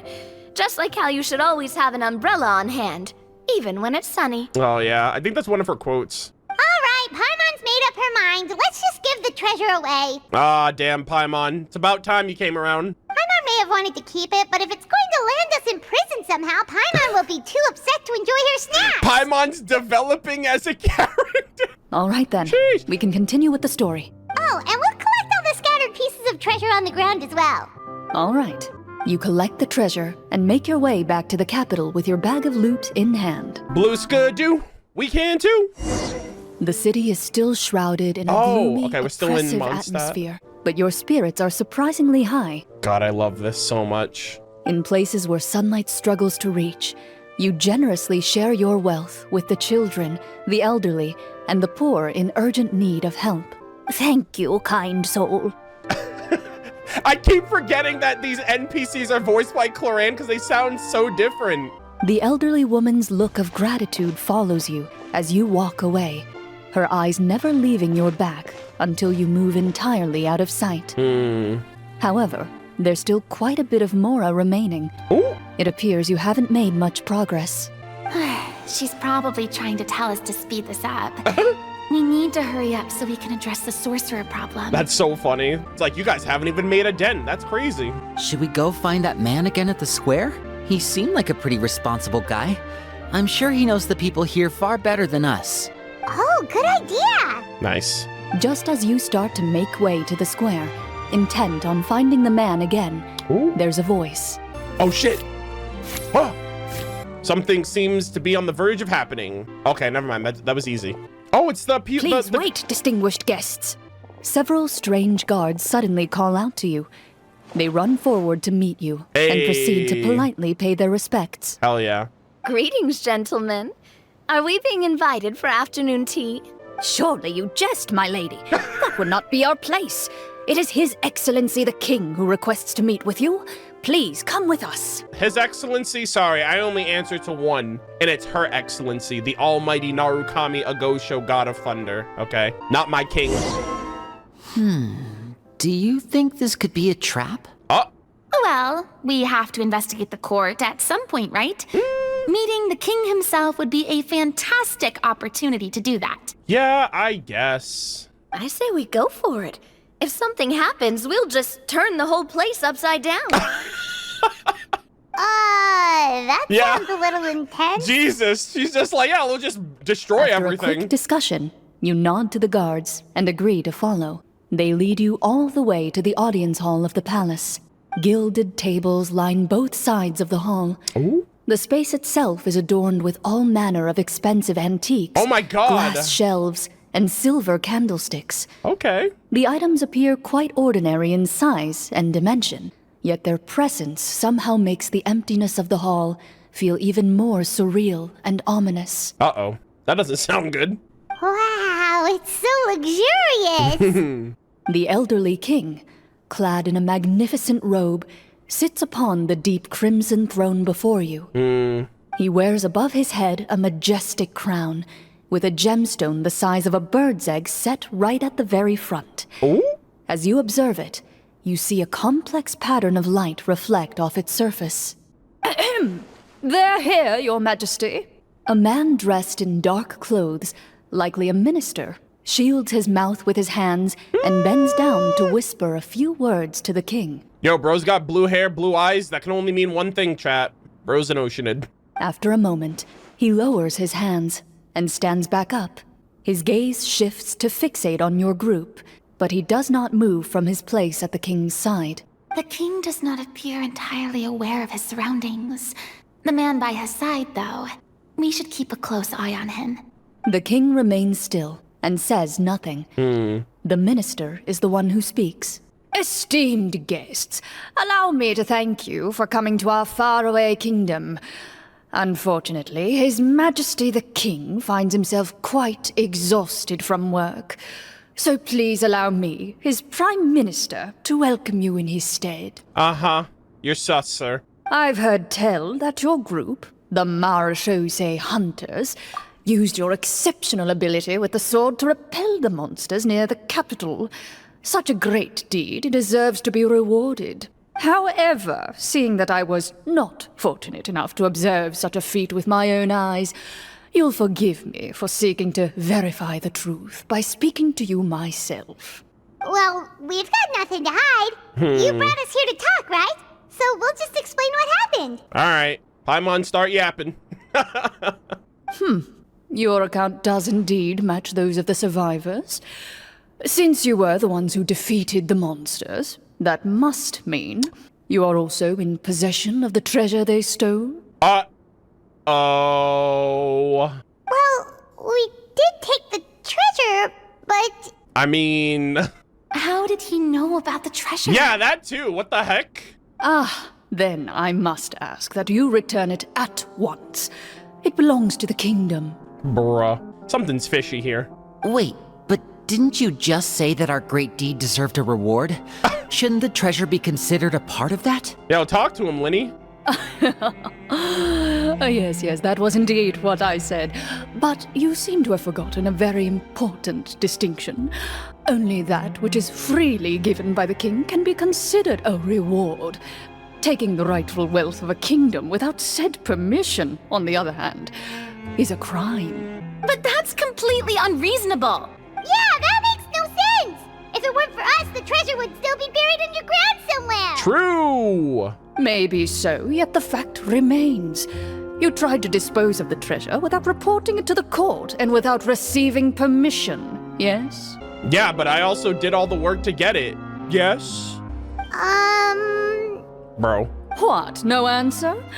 Surely you're not insinuating that you, a group of legendary Marechaussee hunters, sought to take the treasure for yourselves? Thank God we didn't go with Paimon's option. Thank God. We would have literally looked like the most scumbag of characters right now. We gave it to the people. Well, what about the king? Is he just gonna let this guy talk for him the whole time?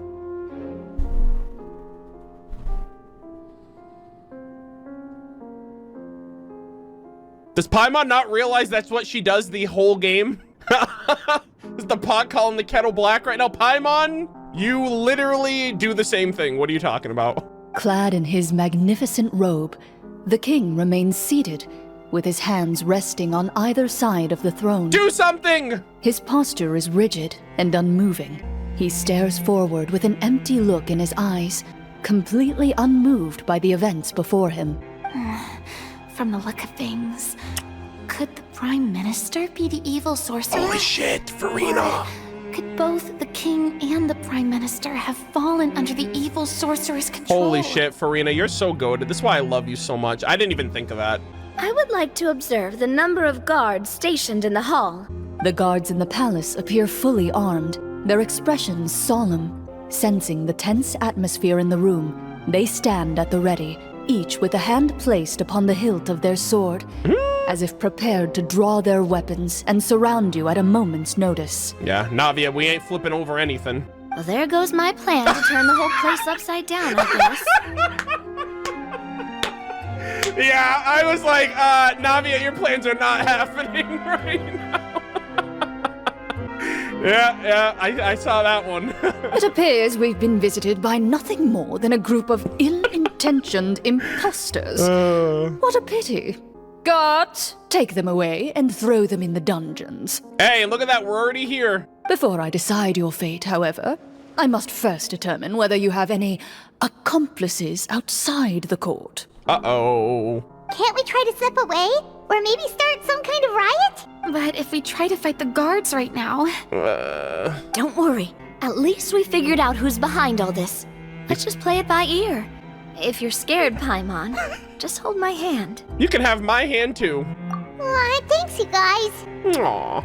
You allow yourself to be led away by guards surrounding you on both sides. It's only when you begin to feel drops of water Oh, God. falling from the dungeon ceiling and smell the stench of death and decay all around you that you finally realize you've stepped into a completely different world. Stay here and don't try anything funny. The guards lock the cell door and leave without looking back. Jesus.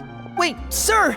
Your voice echoes through the dark hall, but the only response you receive is the sound of water dripping from the ceiling. I love how immersive this is. I can envision every descriptive sentence she says, and despite us getting just like a flat scene, like it's so enriching.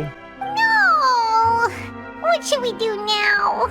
Carve out a new path of fate with our own two hands, of course. I draw my weapon. You reach toward your waist, but find nothing there. You now recall that your weapons were confiscated before the guards locked you in the cell. Bruh. The bag of treasure along with them. Navia, that's kind of like an L take right there. How do you expect to have your weapon with you when they threw you in the brig? What about that knife I hid in my boot? Hold up. When did you hide it in there? She didn't tell anybody? When I was thinking about digging a tunnel. Oh my God. Rejected. You failed to inform the GM of this course of action. Yeah. Moreover, the guards would have conducted a thorough search before throwing you in prison. And the keys to the cell aren't anywhere to be seen? I appreciate that she did that. She didn't give Navia like an in. Correct. You don't even feel a lock hole on the cell door. Oh, well, there goes all our plans. Indeed. Hold on. I'm gonna think. Huh? Why are you the one saying indeed? Oh. Because that statement holds true for me as well. Oh. This is where the script ends. Wait, really? What? That's a terrible ending! Generally speaking, this should be the point where the scriptwriter gives the players some kind of hint, or gives the GM some kind of code for how to move forward. I think we're gonna create the ending of our story. I mean, maybe they just really wanted us to be immersed in the feeling of being in prison.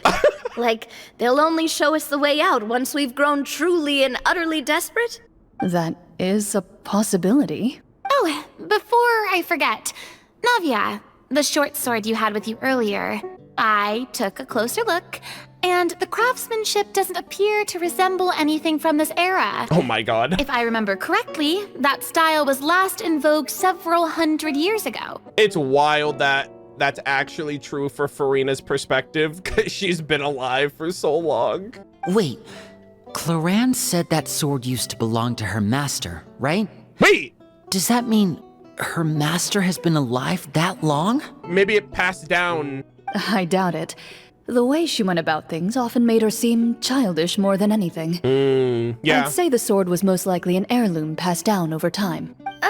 Hang on.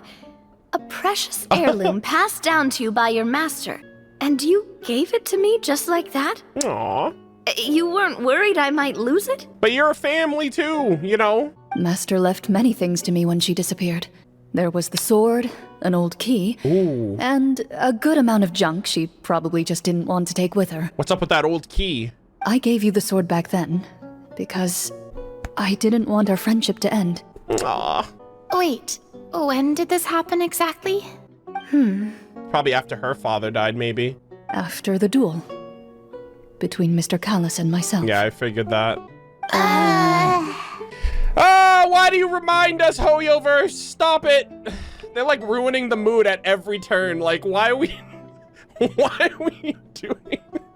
Before that, God. Clorinde would have meals with us and even stay over at the Spina some days. She was on great terms with Papa as well. After the duel, though, there was a period of time where we simply didn't know how to face each other. She entrusted this sword to me and never came back. Damn. And then you went on to be a fucking Claymore user. That's crazy.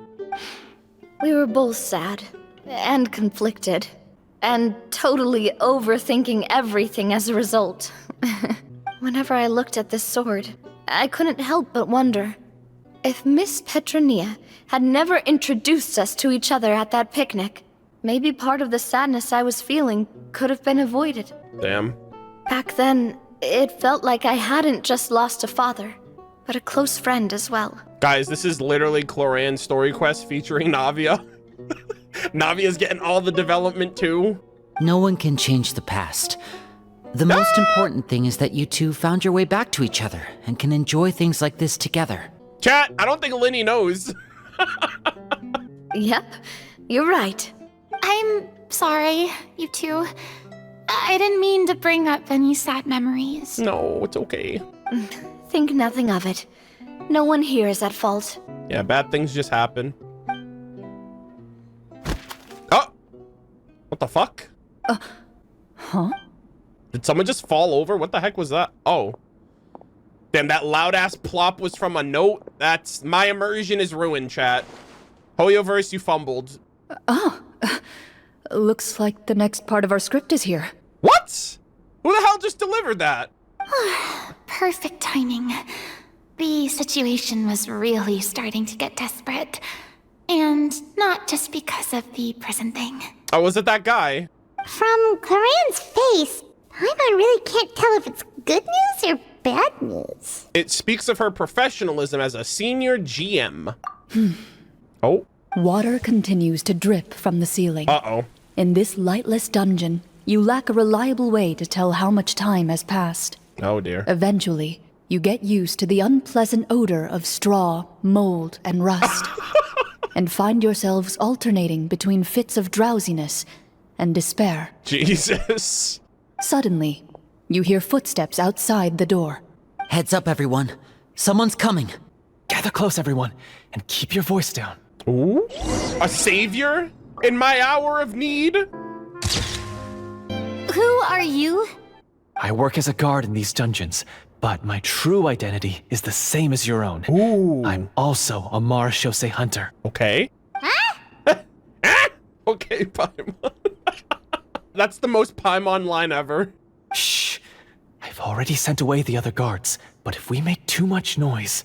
I understand, but how can we be sure we can trust you? The king has issued a formal decree. In light of the irrefutable proof of your crime, you're to be executed before tomorrow's sunrise. Oh, God. If you want to escape, it has to be now. Executed? We barely did anything! There's no way they're doing this to Farida. No. Surely they knew. You're really gonna execute for... Hasn't this already happened? That's wild. How dare you put Farina in danger like this? I'm genuinely offended. Monsters appearing at the same location as the treasure. Could this entire thing have been a trap? Bruh. There will be time for speculation once we're out of here. As for my identity, I have no way to prove that to you just yet. Infiltrating the capital was difficult, and finding a chance to speak with you has taken a lot out of me. I could go on, but I think we can all agree that now is not the time for details. True. Well, it doesn't look like we have any other choice. Have you seen our weapons anywhere, sir? Don't worry, I brought them with me. Ooh. They're just behind the door.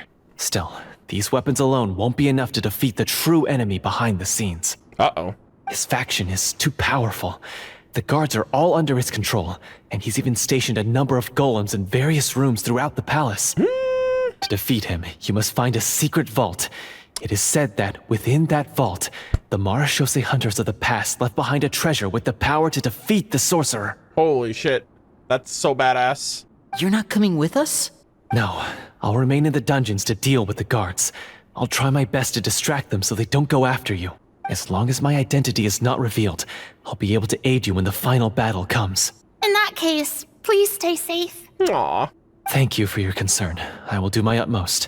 As for the location of the vault, here, this map should lead you there. Okay. Got it. Okay. You now have the chance to restore the honor and legacy of the Marashose hunters. Hell yeah. So please, get out there and reclaim what's ours. And be sure to exercise caution. With the help of the guard, you successfully escape the dungeons. Your sense of despair and anxiety both seem to fade as you continue your quest. Wait, we didn't get to use our skills at all while we were in prison. Oh, damn, they just... Who knows when we're gonna get the chance to use that cool summon spell? Nice. That is a pity. Oh. But we can only continue to move forward. Oh, yeah, summon spell. That's interesting. This should be the place marked on the map. Okay. This bit of rock certainly looks suspicious. Well, I'd say an investigation's in order then. What? Plus, if all else fails, We can just blow it up. Why is Navia so destructive? Oh my god. Oh, kaboom! Wow, you really meant that. Before you lies a serene stretch of open water. Okay. Its surface shimmering a brilliant shade of sapphire blue. Well, guess this means it's time for a swim. Yeah, cannonball. Chat, I just realized this might be one of the last times we ever swim in Genshin until we come back to Fontaine. I'm gonna miss the, oh my gosh, I can't believe I missed that. I'm gonna miss the swimming so much. The tranquil music that plays. The one that's playing right now. Hold on. This, I just want to take a moment to just express how much I love this song. This is the first track that ever played when I first dove into the waters of Fontaine during 4.0. And we are now at 4.8. And this might be one of the last times that I hear this track for a really long time until I come back to Fontaine myself just to re-experience the music. But this is probably my favorite track based on just it being the first experience underwater. It was so good. I loved it so much. This is such a good track.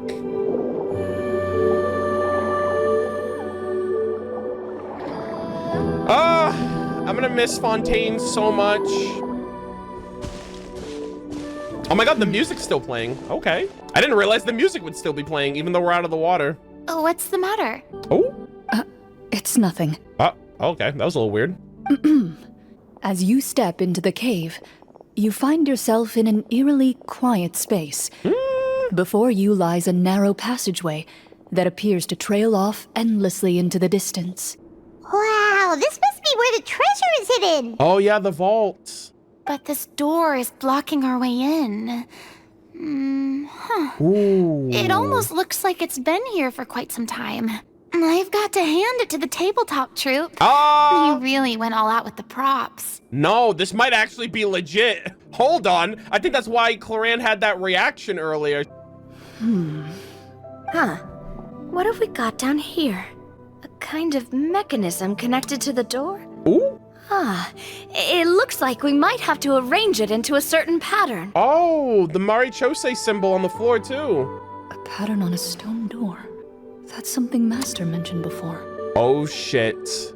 It is. Is something wrong, Clorinde? After a long, difficult journey, you finally arrive at the location indicated by your map. Hold up. It appears to be an ancient site of some sort, where treasure likely awaits. Your surroundings are exceedingly quiet and serene, as if the secret that slumbers here has never once been disturbed. If you listen closely, you can almost convince yourself you can hear the sound of its calm, gentle breathing. That description makes Paimon feel kind of bad for disturbing this place. We're doing this for the sake of the people, to free them from the evil sorcerer. I say it's time for this treasure to once again see the light of day. Linny's right. Okay. We need to keep going. The future of the kingdom depends on it. The next part of the story requires us to solve the puzzle, right? Let's start exploring the area. All right. Yes, that should be fine. Is she worried she's gonna find something out about her master? Something feels off about all this. Guess I'll just have to improvise.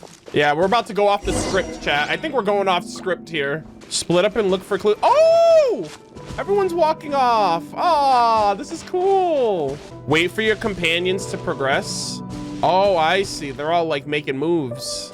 I found something. Found something here too. Farina, I want to get a picture with you. Bye, have a great time.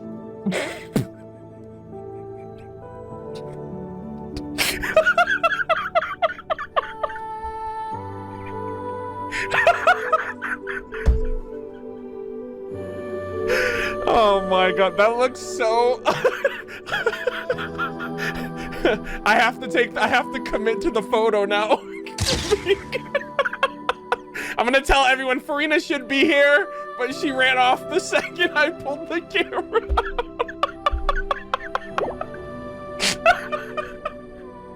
out. It wouldn't have been this bad if she didn't run away. Same here. Lenny, please, you wouldn't do a brother dirty, would you? Farina straight ran away for, why would she do that, chat? She's my favorite Archon. I just wanted a picture. I'm such a big fan, you know? Okay, let's try this again, okay? I know you didn't mean it last time, but you kind of made me look like a damn fool. All right, we're gonna get a picture with Farina. I just want to know why she ran. Like, why did you run away like that? Like that, you didn't, it wasn't that deep. You know what I mean? Ah, damn, that is insane. I also do want to get a picture of this doorway. There we go. Hell yeah, gamers. Woo! It worked! Something just appeared. Some kind of new mechanism, maybe? By solving the puzzles, you prove yourselves worthy of inheriting the secrets of the past. At the end of each puzzle, you're rewarded with... With? Uh-oh. a key. Oh shit! The key from the key from her master. When she mentioned earlier, I was like, oh, I wonder what the key's all about. She said she had the sword, a key, an old key, and something else. Oh, there it is, the key. Well, it's like a key and a half. Oh, it must be the key to the big door. Huh? This is one of the Marechaussee Hunter keys that are passed down from generation to generation. Oh. It looks just like the one Master passed down to me. It is said that 4 keys in total are required to form the final, complete key. Ooh. And it seems like we just collected 3 of them. Which means you have the last piece. Oh! Huh? What's wrong? Is someone following us here? You hear a few strange noises. Suddenly, all the torches in the ruin go out at once. Oh shit. Huh? What's going on? Did we fall into another trap? For the sake of immersion, please close your eyes, everyone. All right. Without the torches, the space is now completely dark. Oh my god. And you cannot see anything. I can't see anything. My eyes are closed.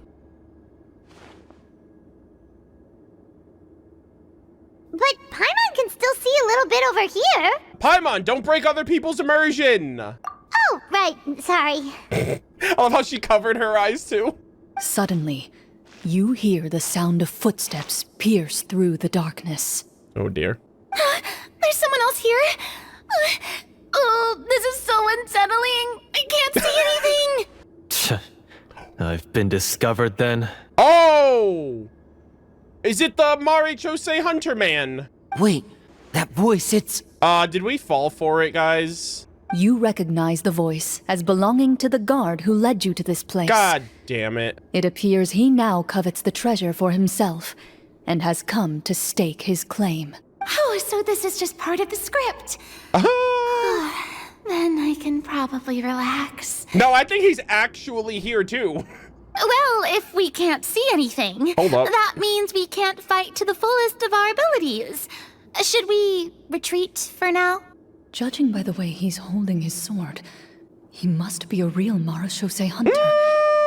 But this isn't part of the script. Yeah, this is like real life. Retreat?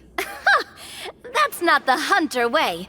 If it's dark for us, then it's dark for him. We choose to fight. Yeah, you tell him not. Navi is literally looking for a reason, man. She just wants violence to happen. She just wants to have a good time. Your choice is noted. Please keep your eyes closed until I tell you the torches have been relit. This battle will be in the dark. Oh, shit. You got it. Well then, let us begin. What if she's gonna fight him and she's telling them to keep dark? Because if he's a real Marechaussee, the only one that can confront a Marechaussee is another Marechaussee because they have like that super secret like sword technique. Yeah, his eyes look really sick. Am I gonna play as... Yeah, I knew it. I knew that's what they were gonna do. All right, sir. Pleasure seeing you here. I do not have... Oh, look at them. All their eyes are still closed. All right, sir, I gotta put you down. Loaded. I'd like to try to hit him with my sword. Your strike is successful. Hey! Is he still standing? Goodness, he sure has a lot of HP. That's so cool. Well, I didn't defeat him. Is it over? Can we open our eyes now? The enemy is strong and relentless, but the battle is nearing its end. Uh-oh. The torches have not been relit. Don't peek. I'm trying to save you. What about now? Final strike. Ha! Holy shit, she's such a badass! Bro done fucked up.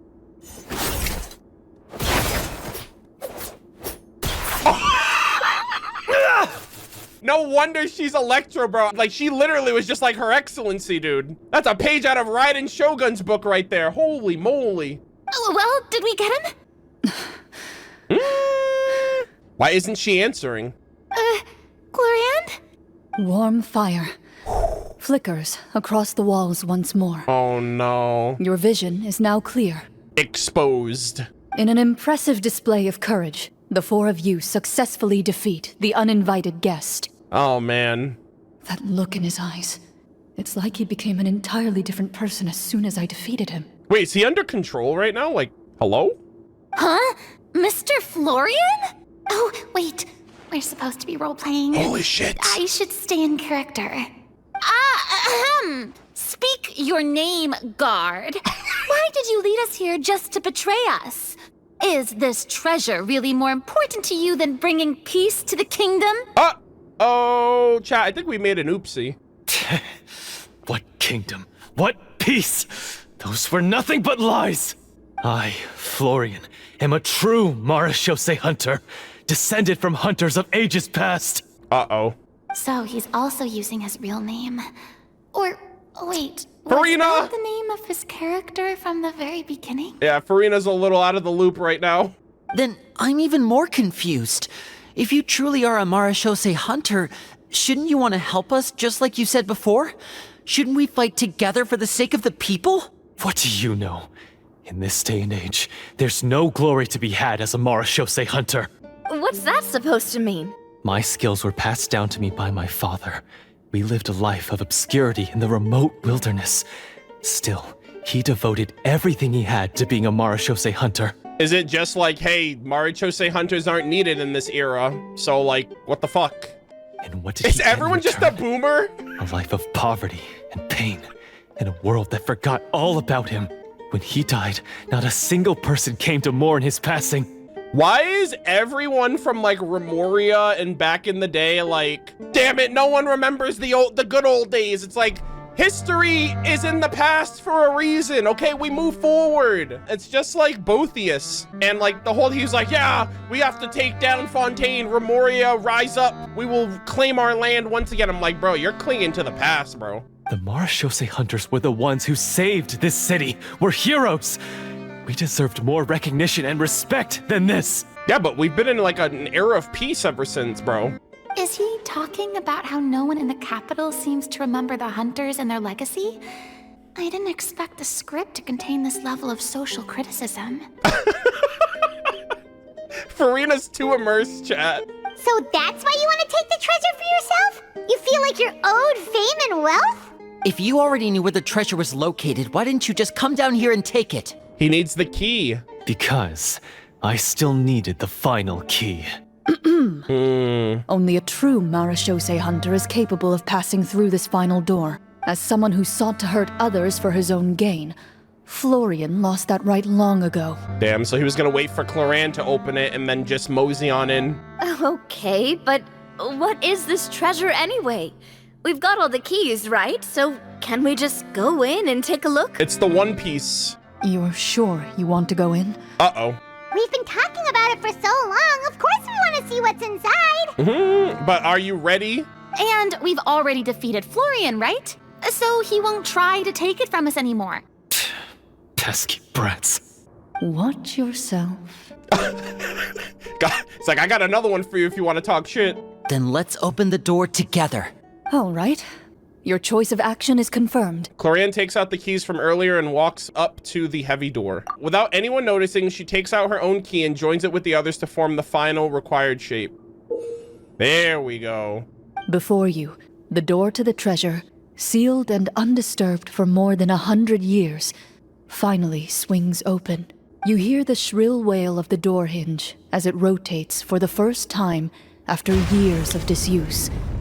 almost like a sleeping giant, letting out an extended yawn. Holy shit, why are there crystal flies You get the chilling impression inside? that the secrets buried behind this door might be just as heavy as the sound you just heard. It's open! Come on, let's go in! Paimon wants to see what's inside! Thank God! Thank God for this hide HUD image. Oh, I love this. Paimon's eyes. Ooh, me too! Wait! Okay. All right, I wasn't expecting. Okay, you know what? We're doubling up on our images, chat. We're gonna add Farina to it too. I want Paimon on the side. I swear to God, if Linny does it too, I'm gonna freak out. Ugh, uncovering hidden treasure is the most exciting part of adventuring. What do we have here? Uh-huh. A stone tablet and some shabby weapons? Ooh, what the heck are all these swords? Is her master's sword amongst these? You call this a treasure vault? Looks more like an abandoned warehouse. Hey, Paimon, show some respect. Come on, relax. Maybe the troop ran out of budget at the end? Oh my God. They provided a super immersive experience at the beginning only to drop the ball at the most important part. They could have at least filled this place with cardboard Mora or something. No, Paimon. Wait, I get it now. Paimon, this is the real Marachose Hunter treasure. Huh? That's such a Paimon comment. Ah! This is it? The Marachose Hunter treasure is just a stone slab and some broken swords? I can't believe it. I refuse to believe it! Believe it, buddy. Whoa! What? Whoa, are you okay? Are his eyes different? Hold on. Was bro possessed the whole time by an actual evil sorcerer? The Marachose Hunter before you appears to suffer a serious mental breakdown. He needs to leave the room for a moment to collect himself. Let me see his eyes! One of you seems to understand the significance of the treasure already. If the rest of you wish to follow suit, you may remain here in the meantime and explore your surroundings. Oh, I'm still Clorinde. Oh my God, I'm Clorinde. Hold on. Oh, this is kind of cool. This is super, like, rare that I'm in the shot now, but I'm not me. Oh my God, this is so weird. Oh, I love this, though. Yeah, it's literally an out-of-body experience. All right, let's talk to everybody. Linny. Walter. Walter? Wait! Like the Harmost Walter? Walter was a name that we read in the Memoria quest. I think that was one of the Harmosts, maybe. The names on the tablet. Farina? The old and broken weapons. Damn, was this like their final stand against the monsters or something? Paimon. What is the treasure supposed to be? Damn, three-head Paimon moment. All right, what does this tablet say? A stone tablet that stands there quietly. A few people's names and deeds have been inscribed upon it. So is it the names of like the people of Remoria and like the Marachose? Wow. I want to get a picture of all the swords too. So, how are you doing? What just happened? His eyes. I think his eyes are blue. Do you remember how you got here? Or what happened to your body just now? Holy shit. Yo! I remember now. I brought you here because I wanted to... The explosives in the cave! Yeah, he was possessed. You mean these? Huh? How did you... I could tell something was off the moment I stepped into this cave, so I kept an eye out. I've already dismantled the whole thing. So the strongest champion duelist in all of Fontaine saved the day once again. Wow. Guess I shouldn't be surprised. It would seem your skills as a Marachose hunter are as sharp as ever. Yo, you're lucky she didn't. She was so skilled that she managed to subdue you without killing you. I thought you literally went the way of La Senora. If you put a side-by-side between that and Raiden A killing Rosalind, it looked like a 1-to-1. You know what I mean? So I'm surprised that you're still alive, sir. I deserve some answers, don't you think? Tell me why you wanted to lure me here. Everything you said earlier sounded like the truth. Luckily, your monologue was dramatic enough to convince my friends you were just role-playing. I don't know. I just always felt like there was something in my heart that didn't belong to me. Something agitated and angry. Who knows? Maybe it was my own anger all along. I could never really tell. The feelings about my father and the other Marechaussee hunters are real.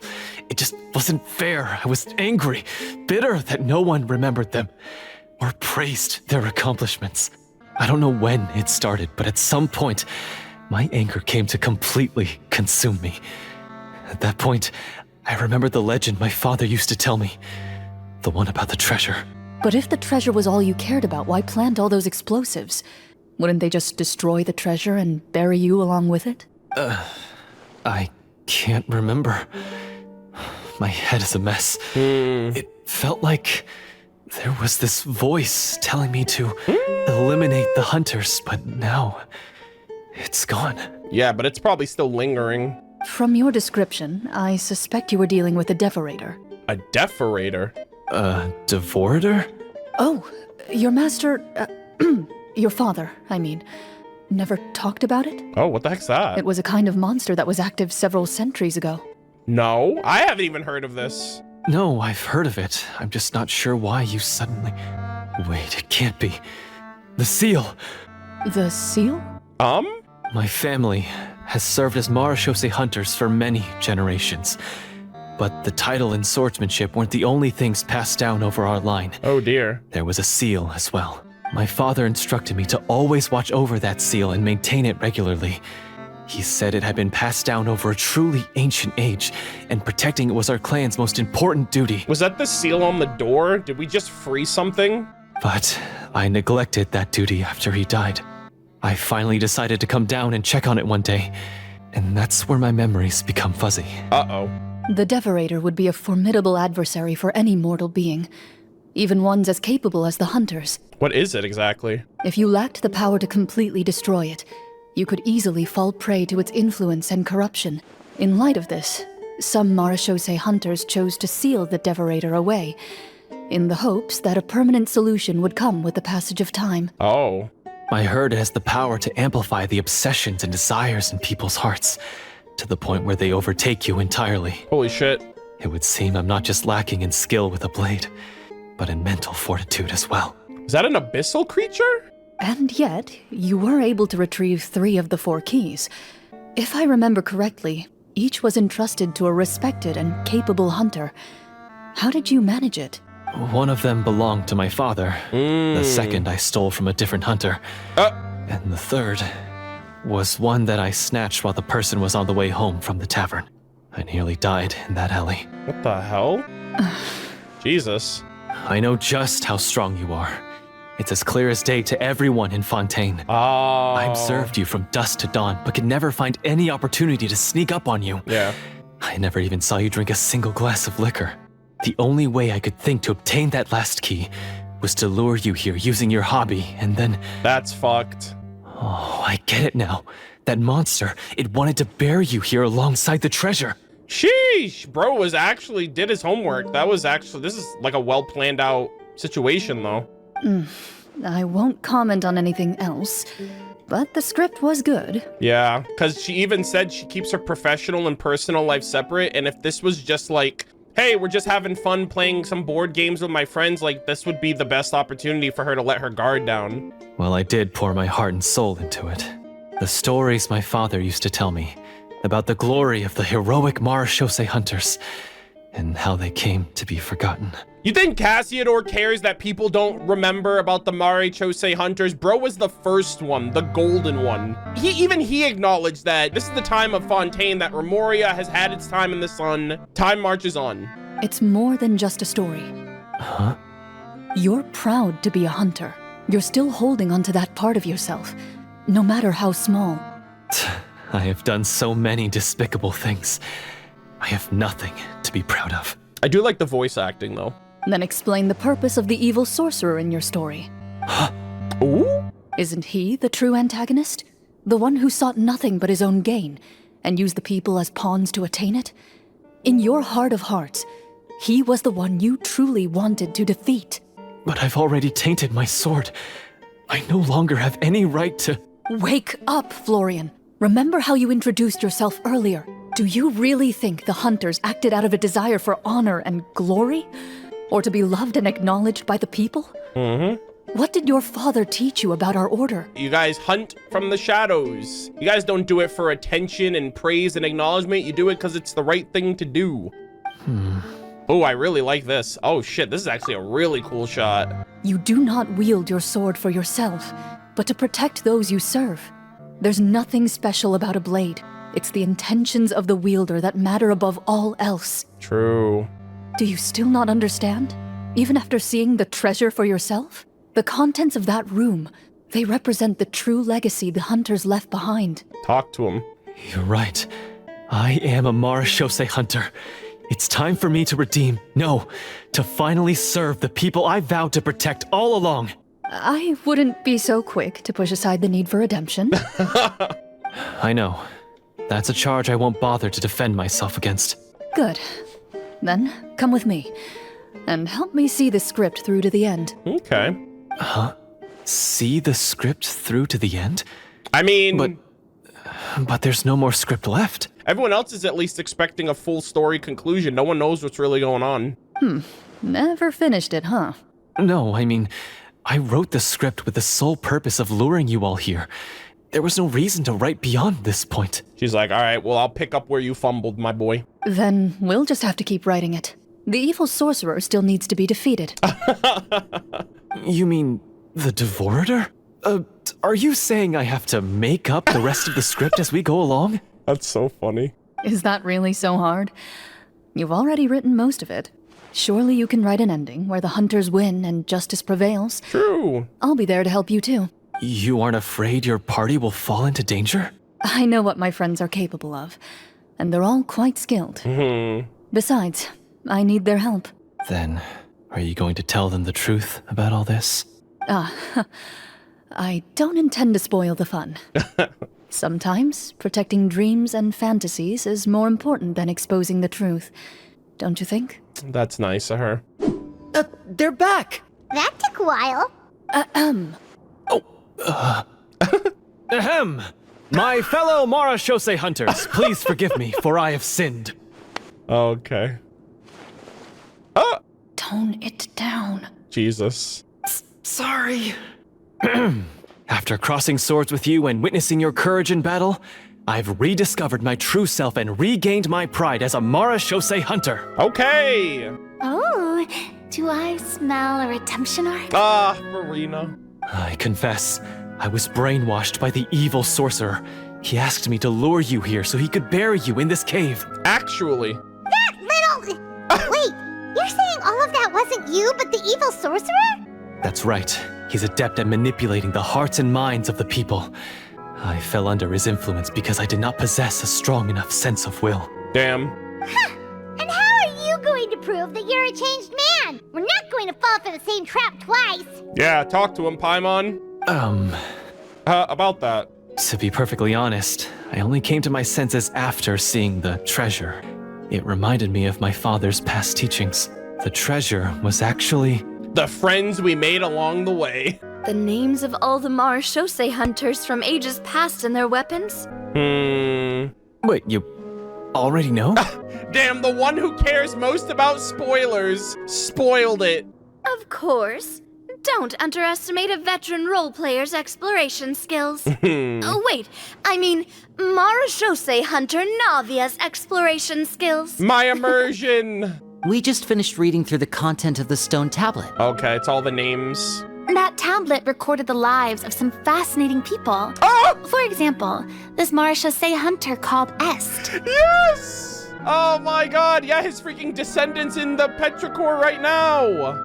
She inherited the responsibilities of the Golden Hunter Wow. and passed judgment on many people. But in private, she had a very easygoing personality. Wow. Her favorite pastime was singing and dancing with her friends.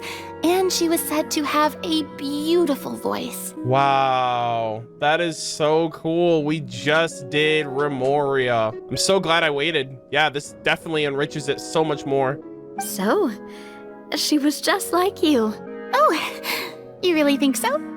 No wonder Farina's my favorite Archon, man. Well, when you put it that way, I suppose I also have a few things in common with this Walter. Wait. Oh my god, we're all based on Amara Chose Hunter from the stone tablet. Working as an executioner, he supposedly used a countless number of tricks to confound his enemies in battle. Wow. Oh, if only I could have seen the feats of magic he pulled off back then. Does that mean I'm Cassiodor then, because I'm golden? Their lives were all so exciting. You could write so many cool books about their accomplishments. How could they have all been forgotten? Because they chose to be. Wow.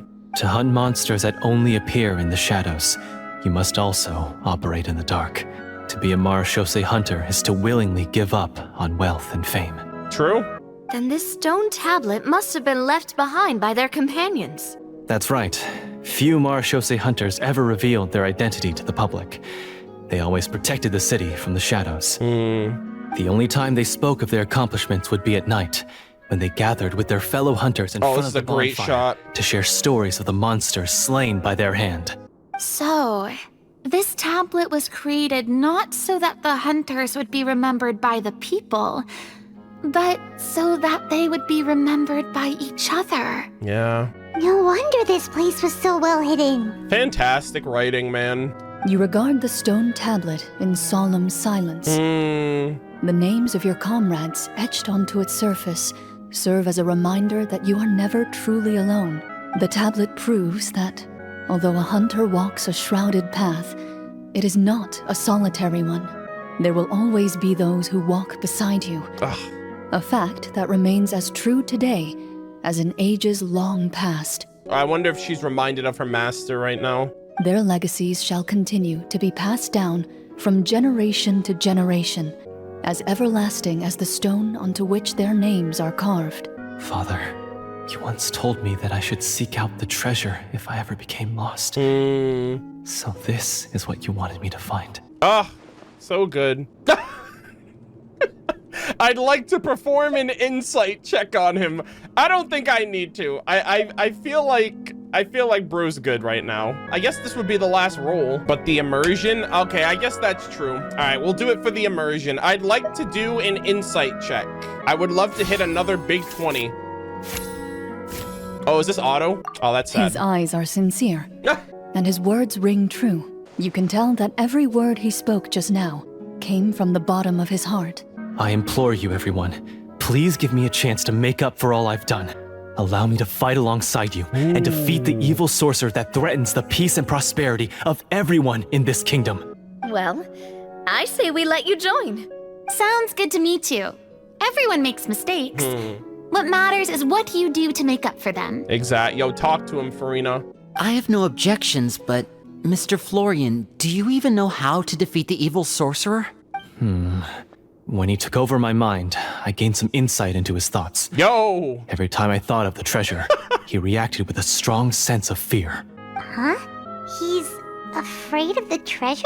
But there's nothing here except some broken weapons in the stone tablet. Paimon! It represents the spirit of the Marechaussee hunters, okay? What if the secret's hidden inside these weapons? Yo, we all just pull up with one of these swords. GM, permission to investigate. Hold up. Oh! Holy shit, she cracked it! Let's go, Navia! Pog! At first glance, the weapons appear absolutely ordinary, but as you observe them, you notice a faint energy emanating from within. The spirit. These blades have slain countless monsters. Though it's been a long time since they were used in battle, their edges remain sharp, as if they're simply waiting for the next worthy hunter to carry on their legacy. So basically, take these with us, right? Oh my god, Linny gets the bow? Yep. I'll take this weapon, since it used to belong to Est. Oh! Maybe it'll find comfort in being held by someone who appreciates the arts. Oh my god! And she's a sword wielder, that makes so much sense. Ah, good idea. I'll take Mr. Walter's bow then. From one archer magician to another. Hell yeah. Oh, Navia? Paimon's gonna pick a cool weapon too. Oh, really? She's gonna pick the short sword? Get it? Because she's short? As you grip your weapons, you can almost feel the will of past hunters coursing through your being. It's a feeling of courage, determination, a silent vow passed down from generation to generation that says, Eradicate the monsters, no matter the cost. Ah, what a shot. Mr. Florian, do you know where to find the evil sorcerer? I was able to see his surroundings when our minds were connected. I believe he's currently hiding out at the church in the kingdom. In the basement? Damn. We must be extremely careful. He's spent so long living among monsters that he's now taken the form of one. He will not be easily defeated. Okay. Then why don't we explore some more and try to find some higher level gear? We don't want to just fight him and lose, right? Paimon, we're all 5 stars, by the way. No, we have to strike now. He was greatly weakened when I managed to break out of his control. If we let him rest, he might have time to escape. I agree with Mr. Florian. We've got to act while we have the advantage. Don't forget, the people of the capital are counting on us. Yeah, now that we've got a plan, there's no point in waiting. The longer this drags on, the worse it will be for everybody. Yes, that's what's called... Taking the initiative. Yes, that's exactly right. All right, you've persuaded Paimon. Mr. Florian, please lead the way. Of course. All right. Follow me. He had to set up so many scenes today, and now he has to join in for this last part. I really don't envy his job. Yeah, Farina's like, I remember when I used to wear 500 hats. I'm good. Finally, you decide to slay the evil sorcerer and bring peace back to the kingdom once and for all. As you walk away, you feel the gaze of the stone tablet at your back, as if all the hunters of the past are wishing you success in the battle ahead and awaiting your triumphant return. God damn, this is great. So good, man. Finally, you arrive at the church Florian described. Ooh. As you approach, an ominous aura surrounds you. You get the sense that your enemy is close at hand. How strange. This uneasy feeling seems so real. How did they manage that? Now, it is time for the final battle. All right, let's get it, gamers. Let's go. Let's go! The squad is pulled up. Florian, wait. Oh, yeah, you should probably stay here. Bro's probably gonna try to take you over again. What's wrong? I think you should wait outside. You've already been corrupted by the Devorator once. Oh, yeah. It could easily re-enter your mind and take control of your body. Thank God Clorinde's, like, aware. I don't think it's a good idea for you to be this close. What a shot. If it corrupts you again, it's possible you might take on a new form entirely. That's exactly why I have to go. Why I should be at the very front. Oh, God, is he gonna sacrifice himself? You mean... Yes. I intend to lure it into my body. And then we gotta kill him. That's too risky. If things get out of hand, I might have to kill you. Do you understand how dangerous this is? I understand, but if I do this, you'll have a clear and visible target. Damn, bro. The Devorator will have a hard time passing up a chance to enter a body it knows how to control. You won't have to worry about any of your friends being taken over. Aw, man. They're like, hey, get used to this guy. He's not gonna be around for much longer. You're not like me, Miss Clorinde. You're a just and powerful marechaussee hunter. The monster broke free due to my error. It's only right that I shoulder the responsibility for its destruction. This is something that I have to do. Consider it a duel to restore my honor. My only request is that you give it your all. I understand. Yeah, it's like, she's like, that's all I can do is give it my all. Then, as a champion duelist, I hereby accept your request for a duel and extend to you my most sincere regards. Thank you. With honor. The battle is now upon us. Let the Devorator once again tremble under the blade of the marechaussee hunters. Damn, and everyone else thinks we're role-playing. Oh, this is so sad. All right, knock, knock. Hold up. Wow, an instant cutscene. Oh, there it is. What the heck? Oh, no.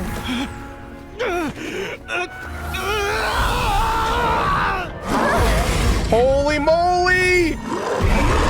It's a stone golem! So lifelike! Oh, her little summons! Is that the summon? Yep, Navia wanted a fight, she got it! Holy shit, let's go, gamers! Holy moly! epic as hell. Bro's on his twisted fate. Proper send-off. What an epic fight. Oh my god. Why is nothing working? Furina. This foe is not invincible.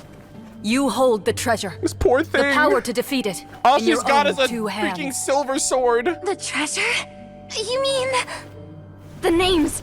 It's the Marashose hunters' names. Oh! How are we supposed to... You forget, Paimon?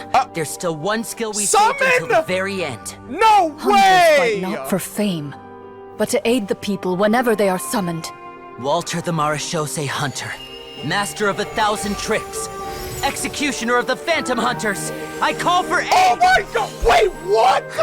Are you serious? Est, the Marashose Hunter, inheritor of Cassiodor's will, judge of the Shadow Hunters. Oh my god, it's all of them! Petronia, protector of justice and order. Oh my god, I her respect the master! most. Thank you for saving my friend, the best one I'll ever know. Please, lend us your strength. Chat, this is crazy! Chekhov's summon, oh my goodness. We have come to answer your summons. This is so sick! Holy moly! Direct! There it is! The ultimate! Wow! What a spectacular cutscene! Oh my god! The monsters were eradicated, and the sorcerer was defeated. That was so peak, dude. Absolute cinema. Holy moly, that was so cool. Peace soon returned to the capital. Those in the court, manipulated by the sorcerer, also recognized the errors of their ways. Okay, but nobody realizes that, like, 07's in chat for Florin, or Florian. That was such an epic fucking battle, but bro just had to sacrifice himself in order for us to come out on top.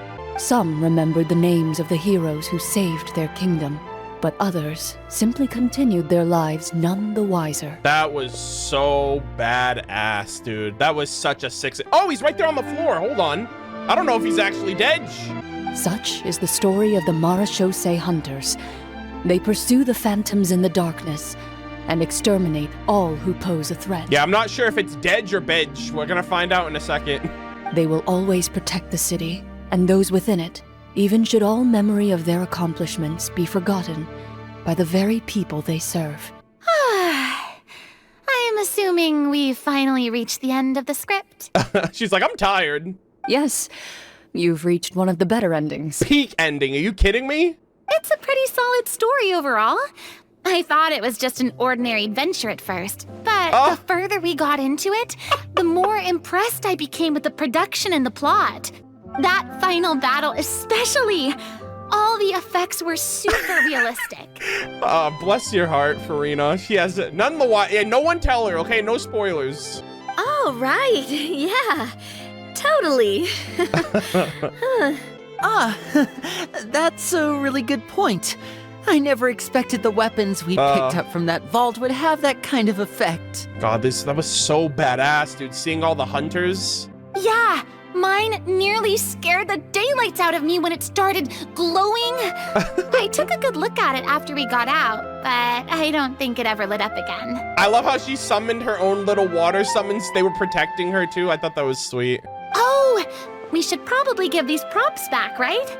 I'll just leave mine here. Did you have a good time? Of course. Let me know if another script like this comes around. Oh my god, Furina, please. I want her in as many events and quests as possible. She was amazing. Sure, no problem. Then I'll head back for now. I think I need some time to fully digest everything that just happened. Once Mr. Florian is awake, please pass on my regards to him. He must be extremely exhausted to have passed out cold like that. No spoilers, chat. I guess that's why they call him Mr. Florian, right? He's literally on the floor. You're right. He's had a lot to deal with. Is he even alive? Well, see you all some other eh? time. Toodaloo. What is... I hope he's just knocked out. Like, I hope he's not dead. Bye, Farina. I love you. She had such a good time. Okay, so, can I ask now? Yeah, she's like, what the hell's going on here? I think it should be fine, yeah. I love how everyone's just maintaining Farina's innocence. What in the world was going on back there? So you saw through all of that? Farina, ignorance is truly bliss. That time in the cave when you told us to close our eyes, it'd be weirder if we didn't notice anything. I was dying of curiosity the entire time. I mean, you did a pretty bang-up job of pretending nothing had gone wrong. Farina actually looked like she thought all of it was planned. I know, Farina's just like the most immersive player ever. She's gonna be talking about this forever. She's like, it was so good. Guess none of us wanted to be the one to break the illusion. Yeah. What are you all talking about?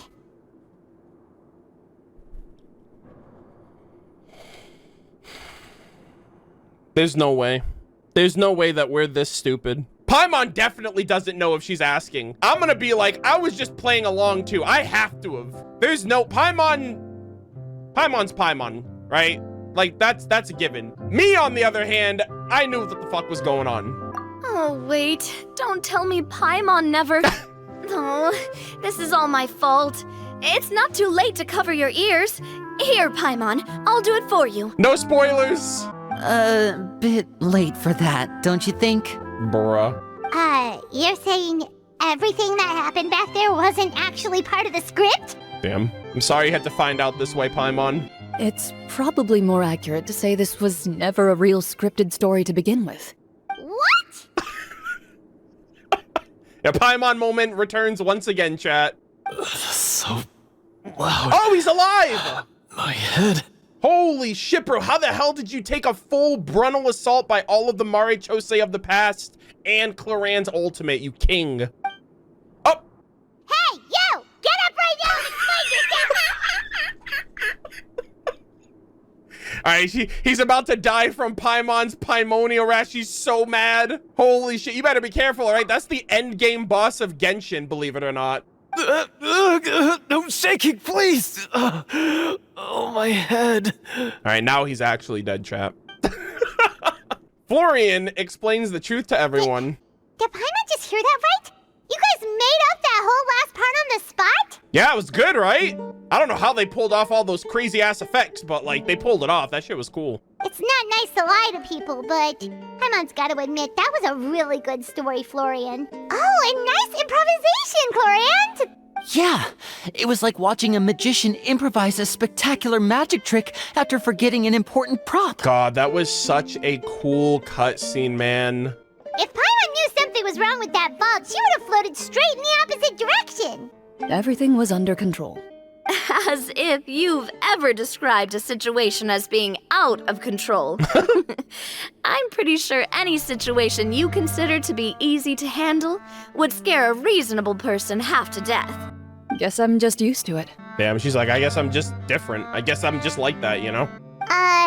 You must run into a lot of unexpected situations then. That explains why you're so good at coming up with things on the spot. As for you, Florian... I know there's no excuse for what I did. I'll turn myself into the guards at once, confess my crimes, and accept any punishment that comes my way.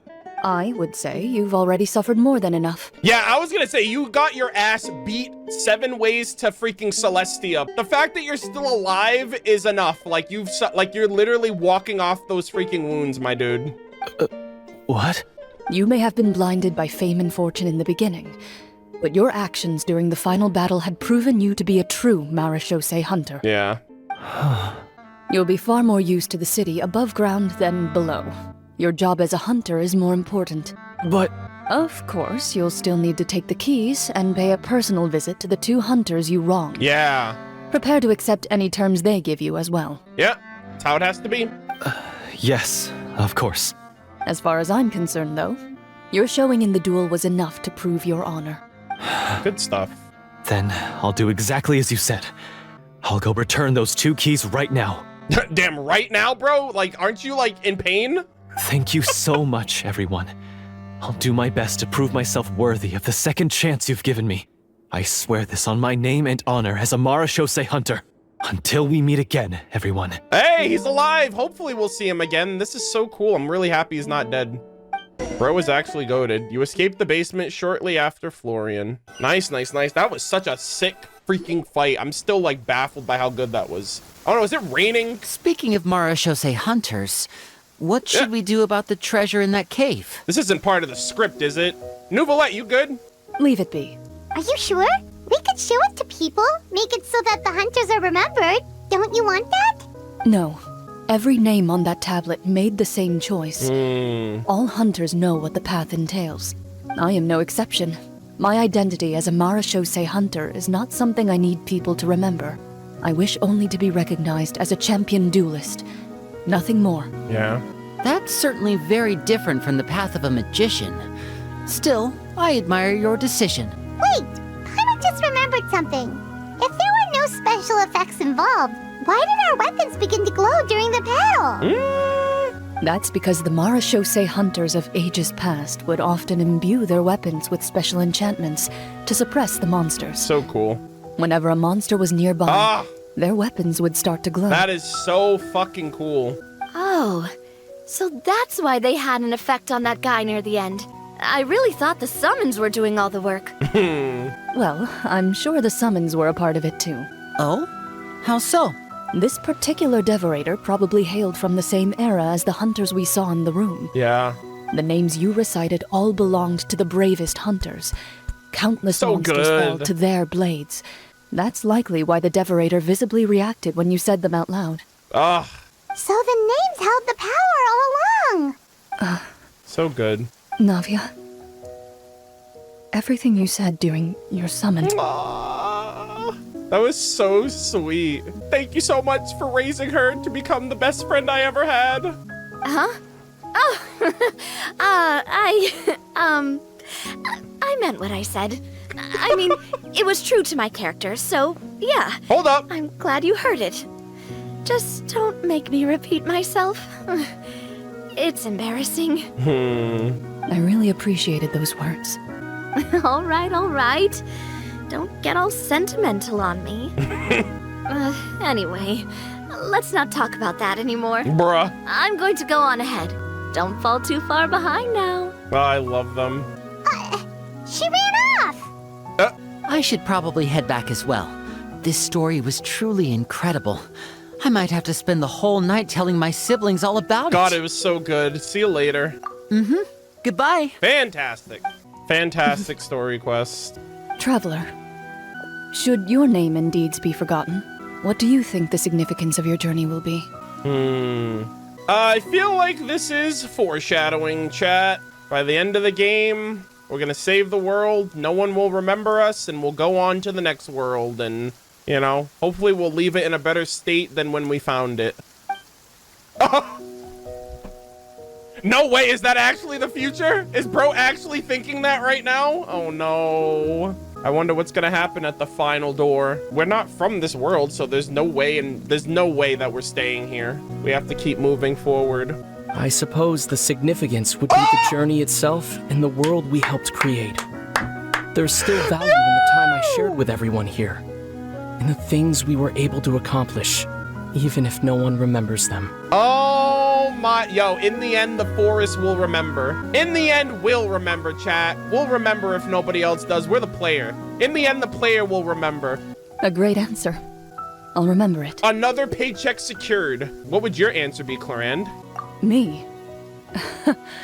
He's like, hey, well, no one remembers me. That's fine. The Marashose hunter says nothing in response to that question. They should have had like her RPG illustration right there, like she's narrating the very end of the quest. Perhaps her answer lies in her silence, an unspoken vow left to echo through the night. The path she walks needs no explanation. Goated. I wish it wasn't raining right now. This would probably be like a stellar picture, a stellar image. God damn, this rain really is raining on my parade. Am I right, gamers? Anyways, goated quest. So good. So good. One of the absolute best. Oh, wait, did you give me the book? Oh my God. Oh my God, chat. Are you serious? We get all the portraits. Mare Chose Hunter Judgment Day Character Album, a book that commemorates the participants in the game of Mare Chose Hunter's Judgment Day. For both players and Game Master, it is full of memories of your adventures together, and so shall I despair. Perhaps this exoneration holds a deeper meaning for the one who played the Mare Chose Hunter? Oh my God. Character name, Clorinde. Character identity, Game Master of the Tabletop Troupe. Character name, Navia. Character identity, Mare Chose Hunter. Background, an optimistic, kind-hearted Mare Chose Hunter who also happens to be a shrewd merchant. She has a quick wit and is exceptionally eloquent. Character skills, persuasion, investigation, and summon. Oh, I love this. Character name, Farina, Mare Chose Hunter. Background, a Mare Chose Hunter with a beautiful singing voice and a deep grounding in the arts, capable of moving people to their very core through the power of performance. Deep down, she yearns that someday she might become a performing artist in a more peaceful era. Character skill, art, performance, and summon. Linny, Mare Chose Hunter. Background, an adopted son of a Mare Chose Hunter. His experience of roaming the streets as a kid has taught him some key survival skills. Character skills, stealth, sleight of hand, summon.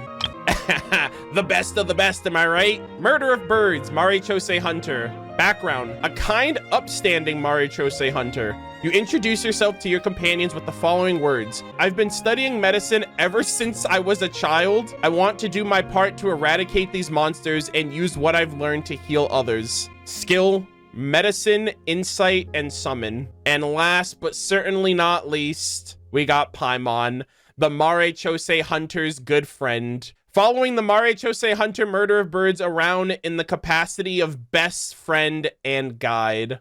I love Paimon so much. This was a spectacular gift, a spectacular quest memento. You can check back on the Mare Chose gravestone.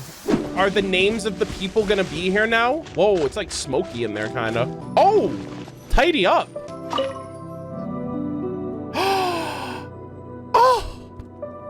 Oh, this is so nice. Wow. Oh, we put like these little reeds here. This was so nice. They did not have to do that. A stone tablet that stands in silence, inscribed on the names of the Mare Chose Hunter with their deeds unknown to the world. Wow. I need one more follow-up image here. Big respect to the Mare Chose Hunters. This was a fantastic, phenomenal quest. All story quests are officially done. As of right now, the only content, we have the summer event, which recently dropped. I think the first act of it is out. We are officially going to be doing this weekend. I'm going to be streaming this on Saturday and Sunday at the time of recording. So, I took 54 images. I took 54 manual screenshots of this quest, not including the ones that I took with the in-game camera, which is probably closer to 60. I'm probably going to be using it with reckless abandon from here until the end of the game. I'm in fear of like what my screenshot folder is going to look like now, but I hope you guys enjoyed the content as well. Hope you guys enjoyed the stream. Hope you guys enjoyed my reaction, my commentary, everything else in between. This is a really late stream. It's like 1 a.m. my time. So I love the fact also that this was only further enriched by the fact that we did Remoria firsthand. So yeah, I just hope you guys enjoyed overall, and we're going to be getting into the summer event this weekend, so I'm very excited for it.